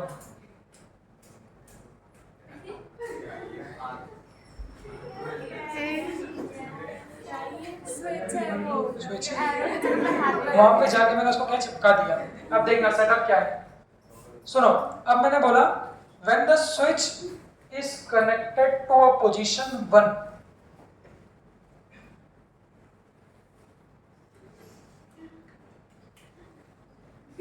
नीचे क्या देख रहे हो, सीधे बैठो, सीधे बैठो सब लोग। तुम लोग की कमर झुक गई सालों की अभी से। देखो सर जब इस स्विच को फर्स्ट पोजीशन पे कनेक्ट कर दिया गया है, पहली पोजीशन पे, अब सेटअप देखते हैं। तब बैलेंसिंग लेंथ L1, थोड़ा आप लोगों के दिमाग को चलवाते हैं, हालांकि एक बार जब देख लोगे तब तो चल ही जाएगा। जब स्विच को फर्स्ट पोजीशन पे, जब when 3 is connected to 1, then the balancing length is L1. When 3 is connected with 1, then the balancing length is L1. Obviously ये L1 लेंथ का वोल्टेज किसी ना किसी वोल्टेज को क्या कर रहा होगा, बैलेंस कर रहा होगा। कोई बोले ना, सब अपने हिसाब से सोचे। अब इसमें कुछ नया नहीं, जो नीचे हम पढ़े हैं पुराना करंट इलेक्ट्रिसिटी, भाई बस वो यूज कर देगा। सब विचार करना कि L1 लेंथ पे जब वो जॉकी जाएगी, जॉकी को ले जाते चलो कहीं भी ले गई, मान लो ये जॉकी J1 है और ये L1 है।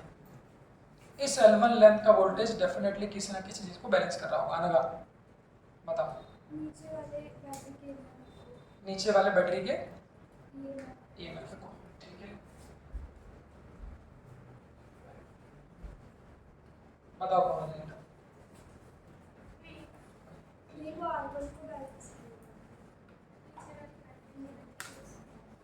किसको बैलेंस कर रहा है, बोलो बेटा दिव्या। मैंने बोला था ना जब नीचे अच्छा सर्किट आता है, अब वो तो रट लिया आप लोगों ने, वो तो रट लिया, E बराबर XL, E1 प्लस E2 बराबर XL। बट मैंने क्या बोला, पॉइंट बाय पॉइंट मार्क करो, पैरेलल में जो भी उसके लगा होगा उसके वोल्टेज को बैलेंस करें। अब बताओ तुम भाई, फर्स्ट पोजीशन में क्या बैलेंस करेगा? सर करंट फ्लो होगा IR1 upon IR1 plus R2 is equal to L1 upon L2। और जब आगे दिमाग लगा, ज्यादा लगा लिया उसने। यशस्वी बोल, हाँ जी सुनती मेरी बात तो, यशस्वी बताओ।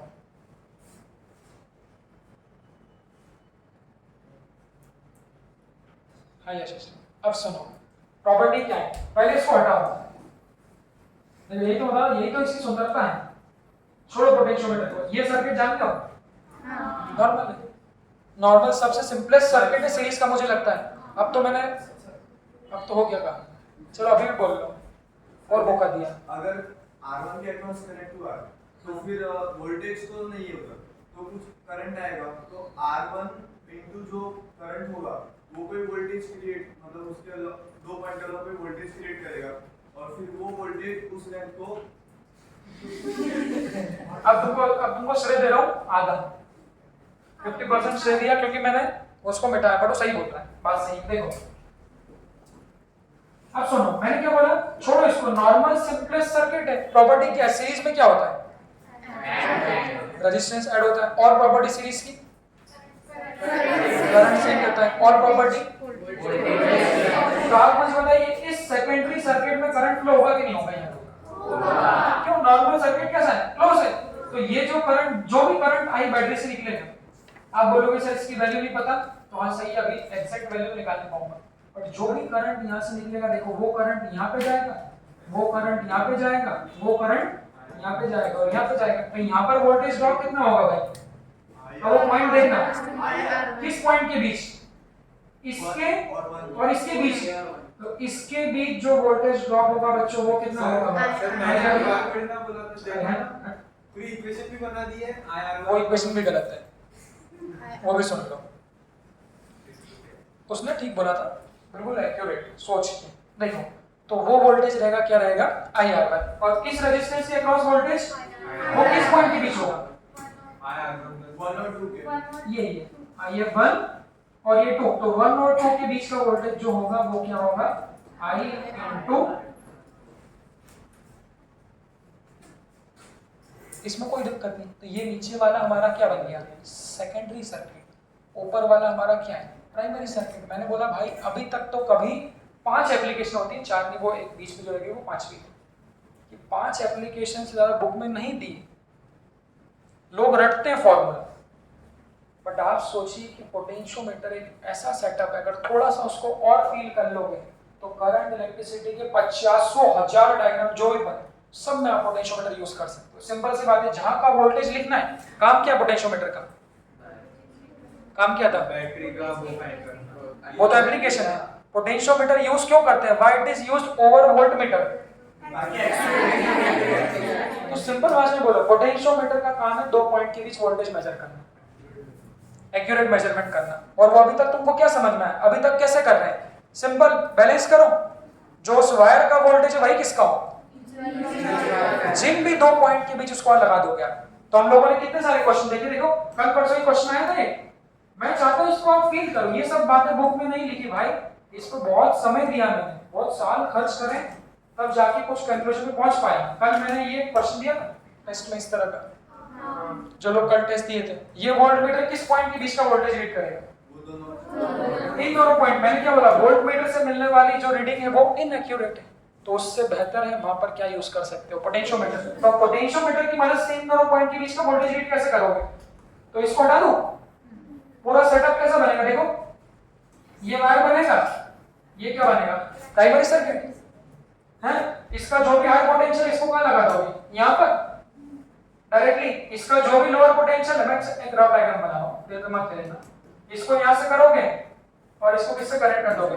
जो से बस फिर से वही कर लोगे, चौकी को घुमाते घुमाते क्या करते हैं, यहां जाके बैलेंस हो। बस इस L लेंथ का वोल्टेज XL1 इसको बैलेंस करेंगे। देखो ये जाके ये J है तो ये भी क्या होगा हमारा? J है। ये हाई पोटेंशियल A है तो ये भी क्या होगा हमारा? तो बस इस XL1 लेंथ का जो वोल्टेज है वो किन दोनों पॉइंट को बैलेंस कर देगा? इन दोनों पॉइंट। और वही क्या होगी हमारी वोल्टमीटर की रीडिंग। ये बात कहीं नहीं लिखी, बट अगर आप थोड़ा फील करोगे तो आप ये पाओगे कि आप कोई भी सर्किट, कोई भी 2 पॉइंट का वोल्टेज कैलकुलेट कर सकते हो। ये उतना ही आसान है जितना आप लोगों को दिख रहा है। बस समस्या ये है कि हम लोग कोरिलेट नहीं कर पाते। लोग XL1 को याद रख लेते हैं, अगर उसको याद रख लोगे तो फिर आप लोगों का 1 घंटा देने का कोई मतलब नहीं। बस यहाँ पर देख लो, उसके बाद सेटअप। तो मैंने स्विच कैसे बनाया था? हाँ ये था, ये हमारी जॉकी थी, इसको क्या लिखा था? 3 ना, और इसको क्या लिखा था? 1। तो जब इस सेटअप को आप यहाँ पर कनेक्ट कर दोगे, when switch is connected to 1, देखो तब हमने क्या बोला? तब बैलेंसिंग लेंथ कितनी मिली? L1। ये यहाँ से लेके यहाँ तक क्या मिली? L1। अब ये पॉइंट J1 है, इस J1 को ले जाओ, कहां तक जा रहा है? 1। देखो ये J1, यहाँ से भी J1, पूरा J1, ये पूरा J1 बिल्कुल सही। तो ये जो 1 वाला पॉइंट थोड़ा बड़ा तो बीच का है, ये जो 1 वाला हमारा पॉइंट होगा, ये 1 वाला पॉइंट भी क्या हो जाएगा? J1, और ये कनेक्टेड है। और ये वाला पॉइंट A है तो ये वाला पॉइंट भी क्या होगा? A होगा। बस अब आप लोग ऐसा भी कह सकते हो। इससे गलती नहीं होने की और कोई गुंजाइश नहीं, पैरेलल में वोल्टेज सेम रहता है। तो इसका जो वोल्टेज होगा, ये जो A-J1 है, ये यहाँ से घूमते घूमते घूमते घूमते कहां पे आ रहा है? J1। ये जो A है वो यहाँ पे है, तो बस जो A-J1 का वोल्टेज होगा वही नीचे किसका होगा? A-J1 का। देखो इस A-J1 के बीच कितना है? तो बस बैलेंसिंग कंडीशन में क्या लिखा जाएगा? IR1 नीचे का वोल्टेज इज इक्वल टू ऊपर का कितना x इक्वेशन 1। बस इसके बाद कोई बोलेगा नहीं, सब सोचो जब इस स्विच को 3 से 2 पे ले जाऊंगा तो कोई बोलेगा नहीं, बोलेगा कोई नहीं, बोलो कुछ सोचो और डायरेक्ट घुमाओ और बंदा घुमाओ। IR1 plus IR2 is equals to X battery के बराबर ही होना सर। मेरा सवाल आप लोग सुनो क्या है? मेरा सवाल ये बैलेंसिंग लेंथ किधर जाएगी, लेफ्ट की राइट? राइट क्यों जा रही है? नीचे का वोल्टेज नहीं गया तो इसलिए बैलेंसिंग लेंथ भी ज्यादा। तो बस अब जो बैलेंसिंग लेंथ है वो यहां से खसक के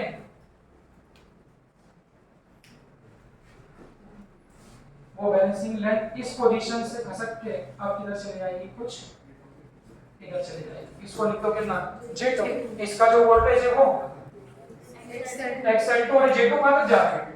देखो ये J2 यहां से J2 ये जो 2 वाला पॉइंट है ये भी क्या होगा J2 और ये वाला पॉइंट हमारा है A। अब देख लो बस जो AJ2 है वो देखना यहां से घूमते घूमते क्या आ गया, ये J2 तो ये AJ2 का वोल्टेज ये AJ2 के वोल्टेज के बराबर होगा और इसका कितना है तो IR1 प्लस IR2 ये AJ2 का ये क्या कर देगा इसको बैलेंस करेगा। तो बस इक्वेशन लिख देता हूं।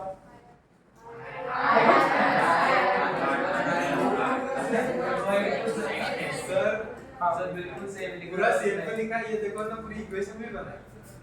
फोटो फोटो के नीचे देखो ना दोनों लाइन में लिखा है ना XL1 upon XL2 is equals to IR1 upon IR1 plus L1 plus L2 बोला था आपने जहां तक मुझे याद है। नहीं चलो ठीक है सुनो इसको फिर मैंने हटा दिया। अब इन दोनों को डिवाइड कर दो तो इन दोनों को डिवाइड कर दोगे तो क्या होगा L1 upon L2 is equals to इसको इससे डिवाइड कर दो R1 R1 plus R2 plus R2 upon R1 और इधर से L2 बाय L1। एप्लीकेशन क्या थी नाम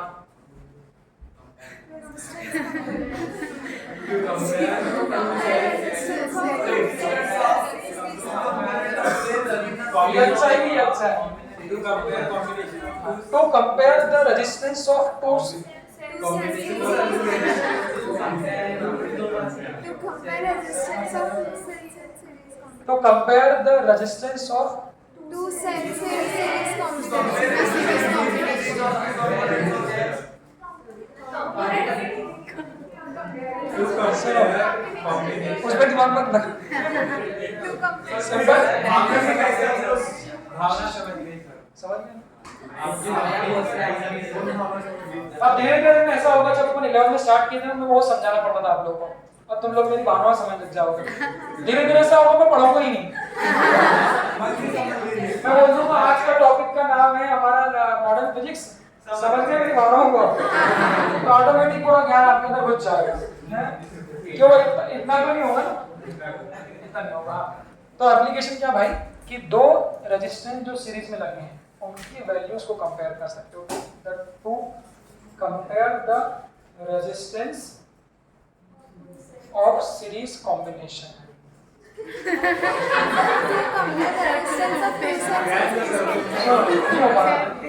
अभी सुनो आगे बचा है तो इन दोनों को अलग अलग कर देते हैं। तो इन दोनों को अगर हम लोग अलग अलग कर दें तो कितना आ जाएगा 1 प्लस R2 बाय R1 और इधर से L2 बाय L1।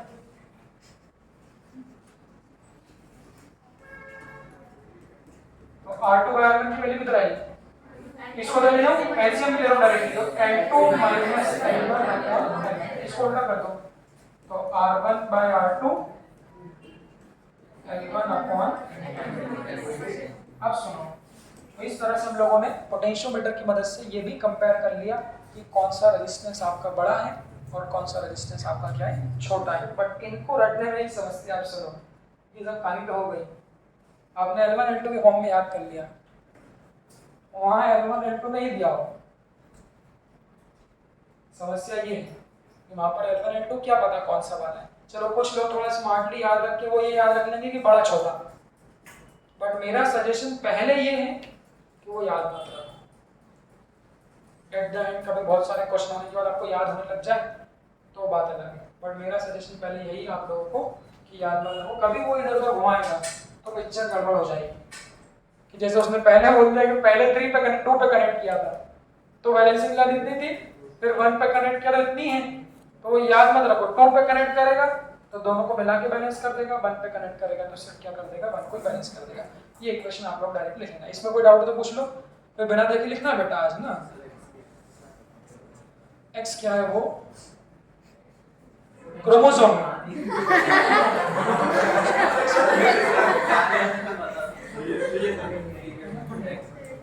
तुम्हारे पास दोनों एक्स और वाई। सुनो सही बोलो ना भाई, तो जानता हूँ मैं। चल ओए एक शब्द होता है थोड़ा, अगर मैंने हाँ देख लो बेटा, ये बिना देखे बनाना है। अब ओए प्रिंट दोगे ना सब जल्दी। ये है। बहुत इजी है। अरे एक्स तो वही ना, फाइंड क्या करना है ये सब? ये क्या निकाल रहे हो लोग? ये जल्दी बता। एक्स जैसे ये बताना मत इसको, कोई कुछ नहीं।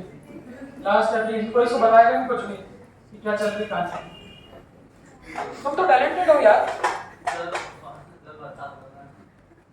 हैं? चौथी एप्लीकेशन को बोल दिया क्या था?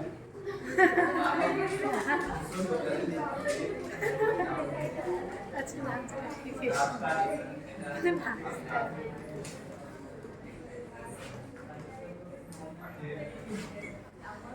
Find the internal resistance of cell. Find internal resistance. Find the internal resistance of cell.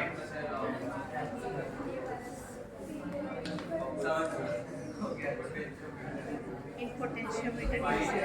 Find the resistance of cell using potentiometer. To find the internal resistance of cell using potentiometer. नहीं है।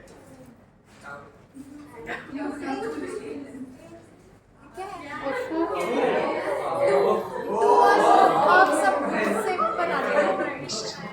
तुमको पता है मैं कुछ बोलता क्यों नहीं हूँ सोम को? क्योंकि मैं भी तुम्हारा ऐसा था बिल्कुल 11th में फुल ना मक्कार। और हाँ 11वीं क्लास के बाद मैंने मक्कारी बंद कर दी थी भाई। हमारे पास भी अच्छा मौका बंद करने का, कर दो। नहीं तो बीएससी एमएससी तो ही सही, या फिर एक रिपीट भी है सिर्फ ऑप्शन, एक रिपीट। सोम फर्स्ट रिपीट में आप सीरियस हो जाओगे मुझे लगता है ऐसा। ऐसा जो मेरा अनुभव बोलता है, या फिर सेकंड। लेट्स करना तो नहीं। इसी तरह अगर मक्कारी करते रहोगे तो तुम लोग हमारे अच्छे रिजल्ट हो। मैं ये बहुत हमेशा बोलता था, पहले साल वो भी आवाज करता था बहुत, अभी भी करता था, पर वो हाँ आखिरी के 3-4 महीने सिंसियर उसको बोलता था भाई तो हमारा कोचिंग का one of the best result है। वो बहुत खुश हो जाता था। रिजल्ट तो है तो भाई, या तो फर्स्ट रिपीट में या फिर सेकंड। तो 12th में मुझे नहीं लगता 12th में हो। बाकी भाई तुम समझो तो देखो, अभी तक तो बात सच है, पर वो रिजल्ट है अब फर्स्ट रिपीट। आप लोग अच्छे रिजल्ट हो कब हो, बस वो देखना है। 12th में तो थोड़ा मुश्किल है, फर्स्ट रिपीट तक ठीक हो जाएगा। देखो अच्छा लग रहा है?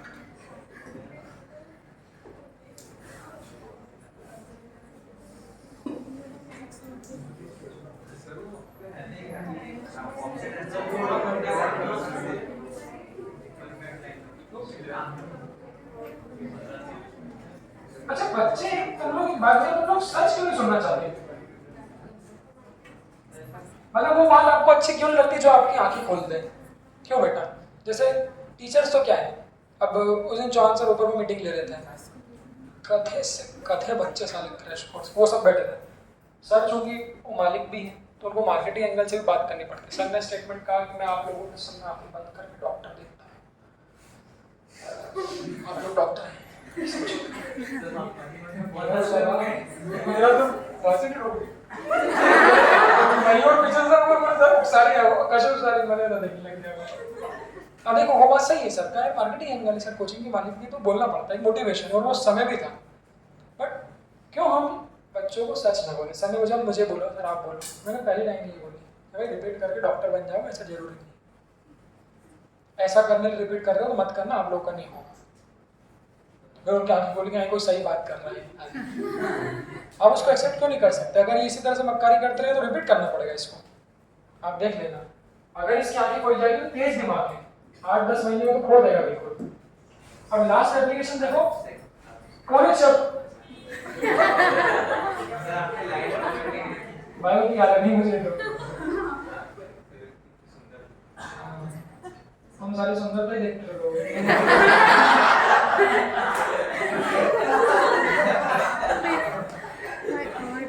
देखो बेटा सुंदरता और बैकग्राउंड को देखो। अब अपन शुरू से पूरा लगभग चैप्टर हो गया है। जहाँ पे मैं बात कर रही थी कि सेल का इंटरनल रेजिस्टेंस 2 ओम है, 3 ओम है, 1 ओम है, तो एक सवाल आप लोगों ने हालांकि पूछा, किसी ने नहीं, एक ये भी तो सवाल बनता है कि सर सेल का इंटरनल रेजिस्टेंस तो उसके अंदर जो रेजिस्टेंस है वो कितना ऑफर कर रहा है, तो हम कोई अंदर घुस के देखें कितना है, कैसे पता चला? क्यों बेटा सही बोल रहा हूँ? यही हो यशस्वी? हाँ, तो कोई भी सेल का इंटरनल रेजिस्टेंस कैसे पता चलता है? ऐसे थोड़ी ना सेल पे लिखा भी नहीं होता है। आप लोग एक काम करो, 10 रुपये खर्चा करो, सेल को खरीद के लाओ, उस पर जो जो लिखा है सब पढ़ लेना। Manufacture in Kolkata, please complain for this and का, और धीरे से एक लाइन में कहीं पे उसका ईएमएफ लिखा रहेगा, बट ये कहीं लिखा नहीं रहेगा कि उसका खुद का रेजिस्टेंस कितना है। तो कैसे पता करते हैं? तो इन चीजों के लिए भी आप लोग पोटेंशियल कलर कोडिंग क्या थी?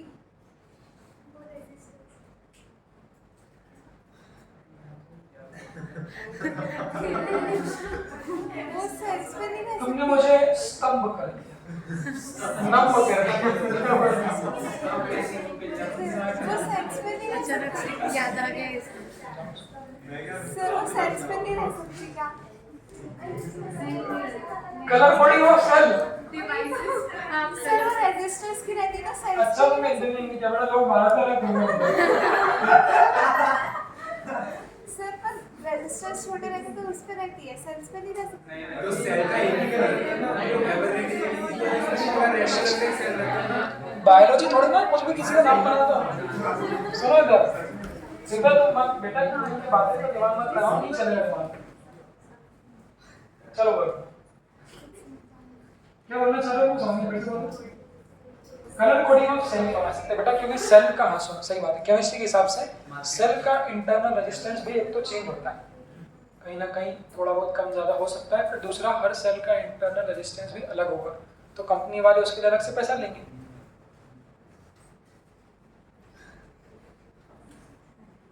नहीं चला? सुना ऐसा है कि हर सेल का इंटरनल रेजिस्टेंस अलग होता है, इसलिए वो लोग उसको कोई कलर कोडिंग नहीं बनाते हैं। अलग रहता है कि वो चेंज होता है? दोनों डिफरेंट भी रहता है, और सेल के इंटरनल रेजिस्टेंस के भी वैसे पैरामीटर होते हैं, हम लोग तो कभी यूज़ नहीं करते, बट केमिस्ट्री में शायद पहले थे, अभी मुझे नहीं पता।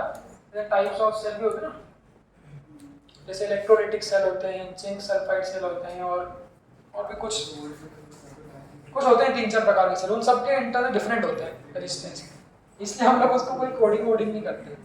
उसको आप लोग इस तरीके से पता भी कर सकते हो, हालांकि उसके और भी तरीके होते हैं। दिव्या ने सवाल पूछ लिया।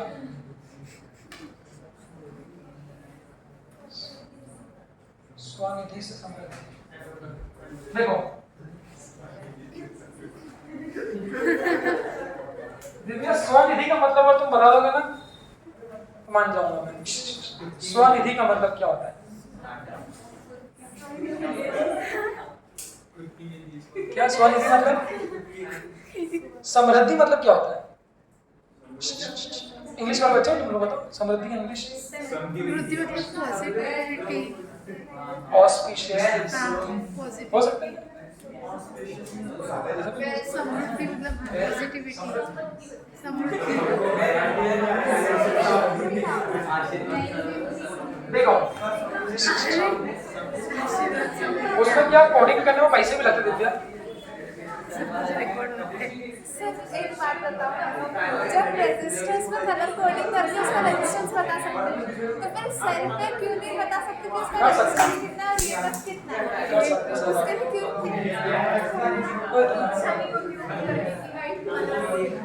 कर सकते हैं, कर तो सकते हैं। तो मैं एक काम करूँ ना, इंजीनियरिंग में जाओ और आप करना कलर कोडिंग उसके अलग अलग। सुनो अच्छा सवाल था, इसे सुनो। अब सेल के इंटरनल रेजिस्टेंस को फाइंड करने का तरीका, ये सबसे अच्छी एप्लीकेशन है। इसमें देखना तो ऊपर सब कुछ सेम है, हालांकि इस एप्लीकेशन का फॉर्मूला आप लोग डायरेक्टली याद रख सकते हो क्योंकि इसमें कोई घुमाता नहीं।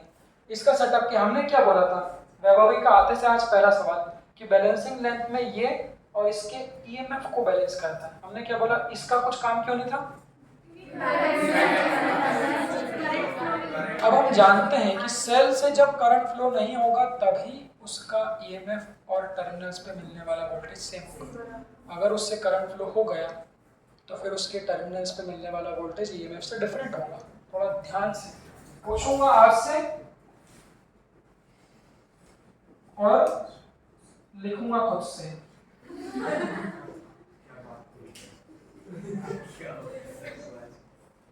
आज सुबह सुबह एक दो शायरी सुन के आया था। ये हमारा सेल है, अच्छा लग रहा है? देखो, तो ये हमारा एक सेल है और इस सेल का इंटरनल रेजिस्टेंस हमको फाइंड करना है। अब आप लोग सुनो, खुद तरीका सोचो। अभी तक तो मेरे पास समस्या क्या चल रही थी कि बैलेंसिंग कंडीशन, समस्या क्या थी पहले वो समझो। अभी तक तो समस्या थी बैलेंसिंग कंडीशन में उसके इंटरनल रेजिस्टेंस को हम कंसीडर ही नहीं कर रहे थे। अब बात वही है कि हमको उसके इंटरनल रेजिस्टेंस को फाइंड करना है। सेटअप देखो बच्चों, तो ऊपर वाला प्राइमरी, नीचे वाला ये सेल सेकेंडरी, सही लग रहा है? देख लो, हायर पोटेंशियल इसके हायर पोटेंशियल पे, लोअर पोटेंशियल इससे सब कुछ। सेल के इंटरनल रेजिस्टेंस को जब आप निकालोगे तो वहां पर एक एक्सटर्नल रेजिस्टेंस इस सेल के क्या कर दो आप, पैरेलल पे लगा दो। और यहाँ पर आप लगा दो की साक्षी। सुनते समय साक्षी का चेहरा भी दिखने लग रहता है। एक एक्सटर्नल रेजिस्टेंस लगा दिया पैरेलल में और उसको जोड़ दिया की से। की से क्यों जोड़ा? हाँ, उसकी मदद से हम लोग उस सर्किट को क्लोज्ड और ओपन कर सकते हैं। सेटअप बड़ा ध्यान से देखना, जो इसका क्वेश्चन रहेगा वो क्या रहेगा, पहला सेटअप आपको याद है। वो बोलेगा व्हेन की इज ओपन, व्हेन की is open the balancing length becomes L open. Book में L1 L2 लिखते हैं बट मैं उसको L ओपन कहता हूं। तो जब की को खुला रखा तब पोटेंशियोमीटर ने किस पे बैलेंस कर दिया, L ओपन पे। जैसा कि हमारा लास्ट एप्लीकेशन है, हम जानते हैं बैलेंसिंग सिचुएशन में ऊपर का वोल्टेज नीचे किसी को बैलेंस करेगा। तो आप लोग अब सोचो, जब इस की को ओपन कर दूंगा तो ये जो भी बैलेंसिंग लेंथ आएगी, हाँ, ये किसको बैलेंस कर देगा? उन परिस्थितियों में स्मॉल आर का कोई काम है नहीं। वो तो हमारा पुराना वाला सेटअप बन गया। की ओपन होना मतलब इस ब्रांच से कभी करंट फ्लो नहीं होगा बस। तो बैलेंसिंग कंडीशन में ये वाली लूप में कोई करंट फ्लो नहीं होगा। तो डायरेक्टली जो ये एक्स एल ओपन है वो किसको बैलेंस कर देगा? ई को कि वी को? तो पहली इक्वेशन मिल जाएगी क्या हमारी, E is equal to X to L। अब ये बात हम जानते हैं कि ये जो E है this will be the EMF of cell। Sense के उस सेल से कोई करंट फ्लो नहीं हो रहा, इसीलिए ये EMF और टर्मिनल वोल्टेज बराबर होंगे। तो अभी तक हम जो एप्लीकेशन बात कर रहे हैं, उसके बाद सेकंड वाला केस कुछ नया है। अब बच्चों कोई बोलेगा नहीं, आप खुद सोचना। जब इस की को क्लोज कर दिया तब बैलेंसिंग लेंथ है L क्लोज। सब आप सोचें, अरे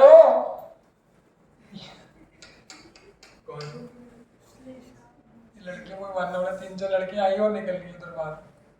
अब जब इस की को क्लोज कर दिया तो की को क्लोज कर दोगे तो फिर आप कोई बोले ना, अब आप सोचो की को क्लोज करने से क्या होगा। अब जो बैलेंसिंग लेंथ मिली है वो मिली L close. Key is close then the balancing length is L close. ये गैल्वेनोमीटर, ये जॉकी कहीं और बच जाएगा, किधर जाएगा वो भी पूछूंगा आपसे। और पहले मैं ये लिखा हूं, अब जो वोल्टेज है वो ये है, यहां से खसक के इधर आ गई ये। अब इस की को हमने क्या कर दिया, क्लोज कर दिया। तब जो बैलेंसिंग लेंथ है वो कुछ और मिली और अब वो किसी चीज को बैलेंस कर रही है। देखो की को क्लोज करने से क्या होगा, अब ध्यान से सुनना, यहाँ 2 लूप हैं। हमने क्या बोला, जब हम बैलेंस करते हैं इस बैलेंसिंग कंडीशन पे, अभी तक क्या बात करी थी कि बैलेंसिंग कंडीशन पर गैल्वेनोमीटर वाले लूप में कोई करंट फ्लो नहीं होगा। तो अगर इसमें L क्लोज को बैलेंस किया तो कौन से लूप में करंट फ्लो नहीं होगा, देखो कौन से में, ये ध्यान से देखना, ये क्या बोलते हो, तो इस लूप में कोई करंट फ्लो नहीं होगा, जब तो क्या हुआ आपका ये बैलेंस हुआ। बट जब इस की को हमने क्या कर दिया, क्लोज कर दिया। हम जानते हैं बेसिक फंडामेंटल क्या, करंट हमेशा क्लोज्ड पाथ को फॉलो करता है। अगर ओपन पाथ है तो करंट फ्लो नहीं होगा, बट अगर क्लोज कर दोगे तो करंट फ्लो होगा। तो जब बैलेंस करोगे तो ठीक है, ये ऊपर वाले लूप में तो कोई करंट फ्लो नहीं होगा, बट करंट नीचे वाले लूप में क्या होगा, आपका फ्लो होगा। तो नीचे वाले लूप में करंट कैसे फ्लो होगा, देखना नीचे वाले लूप में कैसा होगा, इस सेल से ऊपर तो हो नहीं पा रहा। ऊपर क्यों नहीं हो पा रहा, क्योंकि इन दोनों में क्या कर रखा है, बैलेंस कर रहा है। बट नीचे वाले लूप में करंट फ्लो होगा, कैसे देखो,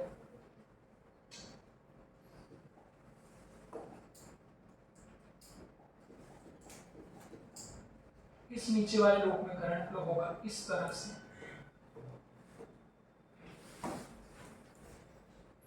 तो ये जो करंट है वो यहां से देखो, ये जो करंट है वो यहां से फ्लो होते होते क्या होगा, इस सेल से क्या होगा, आपका फ्लो होगा। तो बस पॉइंट क्या है, जब सेल से करंट फ्लो होता है तो अब टर्मिनल्स पे कितना मिलेगा, विचार करो धीरे धीरे और आगे। मैंने बोला जब सेल से करंट फ्लो होता है तो उन परिस्थितियों में क्या टर्मिनल्स पे अब ई मिलता है, ई से ज्यादा। तो आप देखो ना, जैसे आपने इस की को क्लोज कर दी, फिर सुनना, जैसे ही की को क्लोज करोगे ऊपर वाले में तो करंट फ्लो नहीं हो रहा क्योंकि क्या है, बैलेंस है। बट नीचे वाले लूप में करंट फ्लो होगा। इस तरह से लिखना, इस तरह से, इस तरह से, इस तरह से और इस तरह से होते होते देखो सेल से भी फ्लो हो जाएगा। तो अब सेल से करंट फ्लो हो रहा है और सेल क्या हो रहा है, आपका डिस्चार्ज हो रहा है। तो उन परिस्थितियों में अब उसके टर्मिनल्स पर ई नहीं आएगा, पी आएगा। टर्मिनल्स कौन से देखना, टर्मिनल्स कौन से वो देखना। अबे यार कभी सुनो तो सही। अब जो टर्मिनल्स है वो कौन से देखो, तो एक टर्मिनल्स ये है सेल का और एक टर्मिनल्स कौन सा है, ये। तो अब ये इसको बैलेंस करा, देखो ये ए है तो ये भी ए होगा और ये J2 है तो यहां से चलते चलते क्या होगा, J2। तो बस जो बैलेंस करेगा वो क्या देखो, तो ये ए J2 लाइन का वोल्टेज इसके नीचे आते आते आते यहां जाएगा, इसके नीचे आते आते यहां है, तो इसका और इसका वोल्टेज बैलेंस होगा। क्योंकि इस सेल से करंट फ्लो हो रहा है तो अब जो टर्मिनल्स पे मिलेगा वो यहां पर वो क्या होगा, E माइनस आई। तो अब इक्वेशन क्या लिखाई, E माइनस आई कौन सा है, यहां सुन लो। सबसे बड़ा कंफ्यूजन यहाँ पे ये बोलोगे सर अभी तक तो आप कह रहे थे कि बैलेंसिंग कंडीशन में करंट फ्लो नहीं हो रहा, फिर ये आई कौन सा आ गया, ये ध्यान रखना। तो इंटरनल रेजिस्टेंस वाली एप्लीकेशन में दो लूप है, ऊपर वाले लूप में यहाँ पर कभी करंट नहीं होता बैलेंसिंग में, बट चूंकि एक लूप और आ गया तो ये जो आई है ये कौन सा वाला है, नीचे वाला। तो बस यहाँ पर क्या लिखोगे, E माइनस आई इंटू स्मॉल r। ये किसको बैलेंस कर देगा, ऊपर वाले वोल्टेज को, वो होगा x इंटू n। एक बार ठंडे दिमाग से बिना बोले विचार करें सब लोग, इन दोनों में क्या फर्क है, ठंडे दिमाग से वैसे तो विचार करो। की वाला क्वेश्चन वहां पर डायरेक्टली लिखा होगा, हालांकि क्वेश्चन पढ़ के आप समझ जाओगे, वो बोलेगा find the internal resistance of cell. तो उसका डायरेक्ट फॉर्मूला बताऊंगा, 10 सेकंड में आपको वैल्यू रखनी है और डायरेक्ट आंसर लाना है। बट मैं चाहता हूं कि आप लोग उसको समझें। पॉइंट क्या है कि जब इंटरनल रेजिस्टेंस निकालते हैं तो इस सेल के पैरेलल में एक एक्सटर्नल रेजिस्टेंस को और लगाते हैं। कोई आपसे पूछेगा भाई में इसको क्यों लगाया, तो आप बोलोगे कि सर पोटेंशियोमीटर में तो जो ऊपर वाला लूप है इससे कभी करंट फ्लो नहीं होता, इससे करंट फ्लो नहीं होने से इस इंटरनल रेजिस्टेंस का कोई काम नहीं होता। हमको चूंकि इंटरनल रेजिस्टेंस ही निकालना है तो उसके लिए हमको उस सेल से करंट फ्लो कराना पड़ेगा। जब सेल से करंट फ्लो होगा तभी तो क्या होगा कि टर्मिनल्स पे वोल्टेज E माइनस आई आ रहा है। तो सेल से करंट फ्लो कराने के लिए अबे क्या डाउट, अबे तो रोक नहीं सकते 2 मिनट, बीच में क्यों इंटरप्ट कर रहा हूं, रुक जाओ भाई, यहीं रहिए, सुनो सही पूरी बात, बीच में रोक देते हो आप लोग। क्या बोला था, सेल से करंट फ्लो कराने के लिए ही हम लोग क्या करते हैं, उसको एक एक्सटर्नल रेजिस्टेंस से कनेक्ट करते हैं। जैसे ही आप उसको एक्सटर्नल रेजिस्टेंस से कनेक्ट कर दोगे तो इससे तो करंट फ्लो नहीं होगा, पूरी सुनो बेटा सीक्वेंस, बट इस लूप में करंट फ्लो होगा।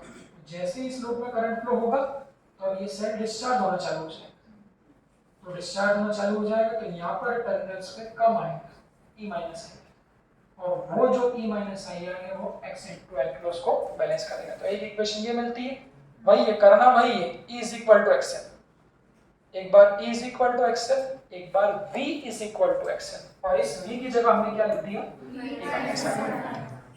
बस ये सवाल। अब बोलो वो समझा नहीं कि वो लगाया तो वो सेल से भी करंट फ्लो हो रहा है कि लूप से भी फ्लो हो रहा है कि सिर्फ लूप से हो रहा है? सुनो, अगर सर्किट में ऐसे हैं भाई,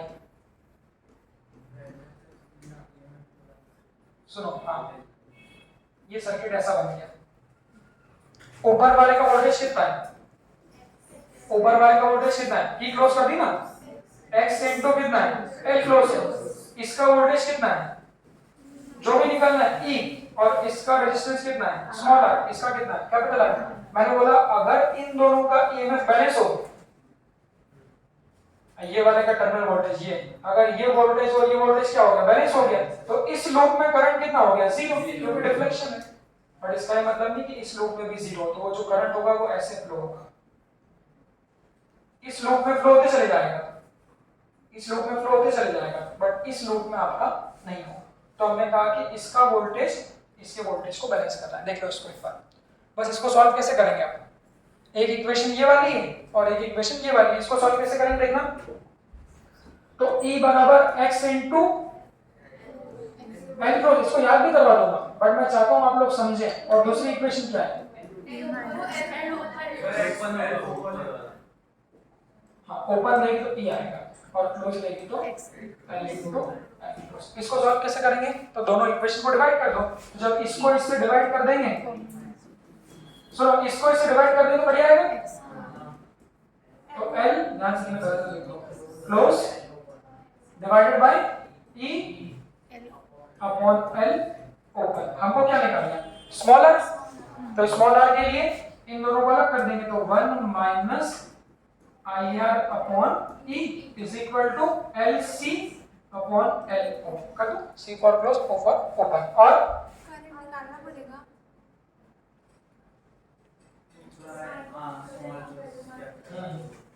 करंट कितना लिखोगे इस लूप में, हाँ सही बात है, लिखना पड़ेगा। इस लूप में करंट कितना लिखाएगा, E upon capital R plus small r। इसको बड़ा देखो यहाँ पे देखो, फिर इसके फॉर्मूले को मैं कहूंगा डायरेक्टली आ जाती, तो इसको बदल ले जाते तो कितना बन जाएगा, IR अपॉन E, क्या बोलते हो, इसको बदल लेंगे तो माइनस का प्लस, इसको बदल लेंगे तो माइनस, तो कितना हो जाएगा 1 minus LC upon LO।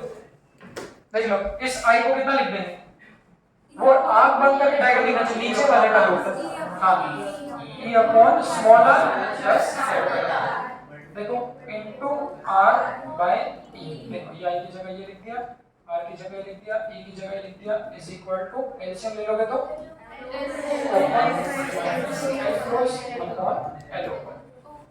Sir वो आपने सीरीज में कैसे लिया? ये दो, हाँ अब सुनो ये बात सही है इसकी कि हमने इन दोनों को सीरीज में कैसे लिया, ओपन वाली ब्रांच के होने नहीं होने से कोई फर्क नहीं पड़ता, क्योंकि इस वाली ब्रांच से कोई करंट ही फ्लो नहीं हो रहा। तो ये जो करंट फ्लो हो रहा है वो सिर्फ इसी लूप में हो रहा है, मतलब ये हमारे लिए सिंगल सा लूप है। अब इसको देखना, इसी कट गया तो क्या बन जाएगा, ये small r upon small r plus capital R that is equal to LO minus LC upon LO। हमको किसकी वैल्यू निकालनी, स्मॉल r। कैसे निकाल सकते हैं, R की वैल्यू सुनो इसको उल्टा कर दो क्या, अगर आप लोग कहो तो इसको उल्टा कर दो, इसको अगर उल्टा कर दूंगा तो ये ऊपर आ जाएगा, तो यहीं पे लिख दूं घटा के, बताना याद रख लो इसको। चलो ऐसा कर लो, क्या लिखूं इसके नीचे स्मॉल r और यहाँ कितना था LO माइनस LC।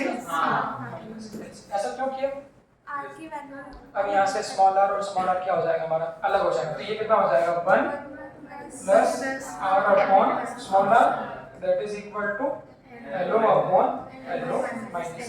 इसको और सॉल्व कैसे करेंगे, इस 1 को किधर ले जाएंगे, इस 1 को उधर ले जाओ तो capital R upon small r कितना बन जाएगा, upon LO minus LC minus. इसको एलसीएम ले लेंगे तो LO minus LO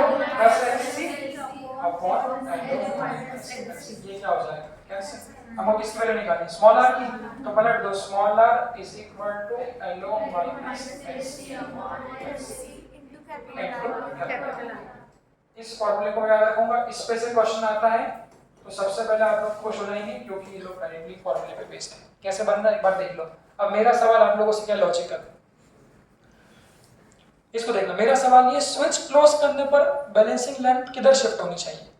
sir left में। लेफ्ट में क्या बोलते हो, वोल्टेज कम होगा। विचार कर लो। पॉइंट क्या है, जब सेल से करंट फ्लो नहीं कराते हो तब टर्मिनल्स पे कितना मिलता है, ई मिलता है। क्यों, ई माइनस आई है, तो आई कितना हो गया, खत्म। तो जब सेल से करंट फ्लो नहीं होता तब टर्मिनल्स पे ई मिलता है, बट जैसे ही सेल से करंट फ्लो होगा ज्यादा मिलता है कि कम होगा, ज्यादा मिल सकता है, बट वो कब, जब वो चार्ज हो। यहाँ तो जैसे ही आप की फ्लो कराओगे तो टर्मिनल्स पे वोल्टेज कम हो जाएगा। तो अब देखो सुनो, हाँ तो जब अब सुना, जो क्वेश्चन पढ़ाऊंगा अभी दिखाऊंगा तो वहां पर बस ये की का ही पूरा रोल रहेगा। वो ऐसा बोलेगा, सुनो, वो ऐसा बोलेगा when the key is open, इस जैसे जैसे वो बोलेगा when the key is open, तो आप आंख बंद करोगे, आपको दिखना चाहिए कि की खुली है, मतलब नीचे वाले रेजिस्टेंस का कोई काम नहीं है। जैसे ही नीचे वाले रेजिस्टेंस का कोई काम नहीं होगा तो ये ईएमएफ ही क्या कर देगा, उसको बैलेंस कर देगा। फिर वो बोलेगा when the key is close, तो जैसे ही इसको क्लोज करोगे अब इस लूप में करंट फ्लो होने लग जाएगा। तो ये सेल का टर्मिनल ई से कम होकर बी, जैसे ही बी कम हो जाएगा तो ये बैलेंसिंग लेंथ भी क्या हो जाएगी, कम हो जाएगी। इस पर विचार करें। हाँ बोलो आप। सर वो जो नीचे वाले लूप में जो करंट फ्लो हो रहा है, हाँ।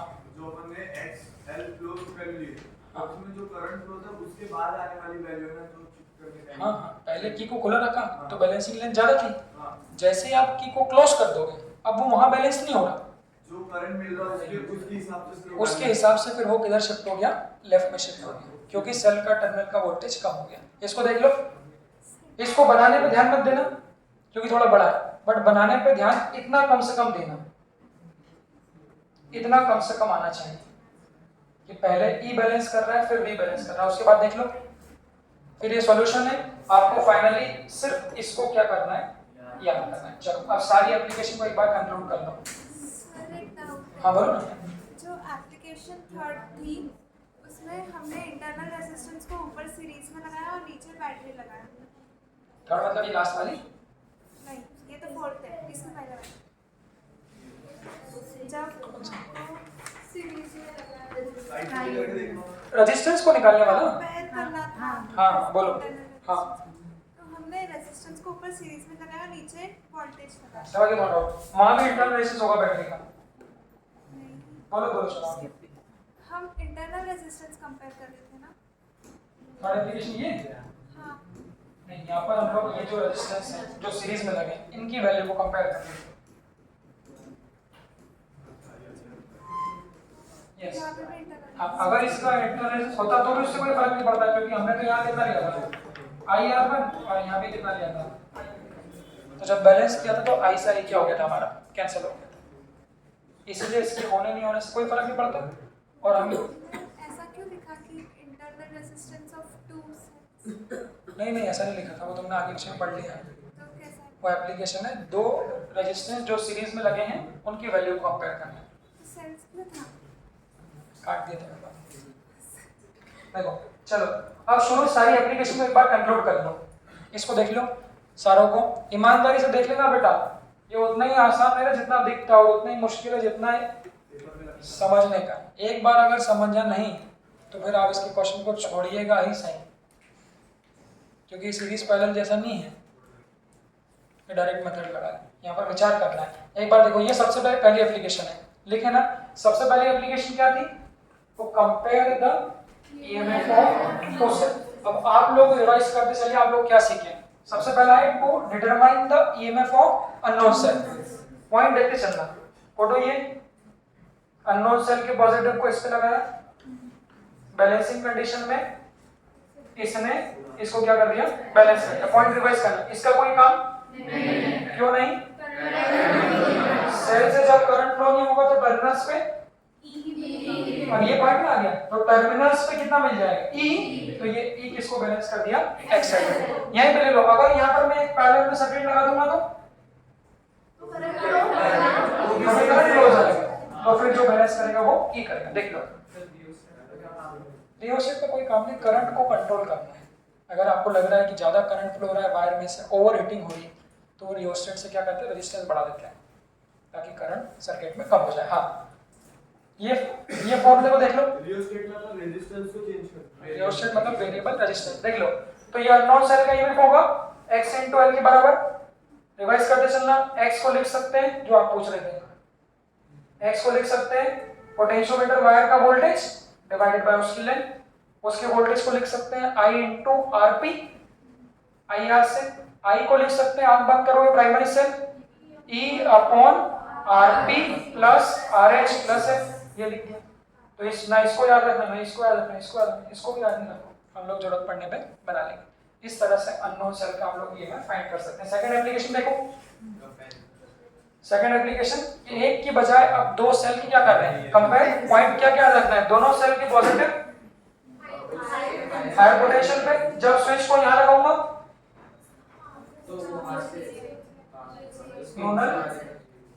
इधर ध्यान है, जब इस स्विच को यहां लगाऊंगा, वो थोड़ा पीछे लेफ्ट। जब इस स्विच को यहां लगाऊंगा तो इस एल बैलेंसिंग लाइन को कौन बैलेंस कर देगा, इसको कौन बैलेंस कर देगा भाई, XL1। जो भी यहां लिखेगा इसका कोई काम नहीं होगा। जब इस स्विच को यहां से इधर ले जाऊंगा,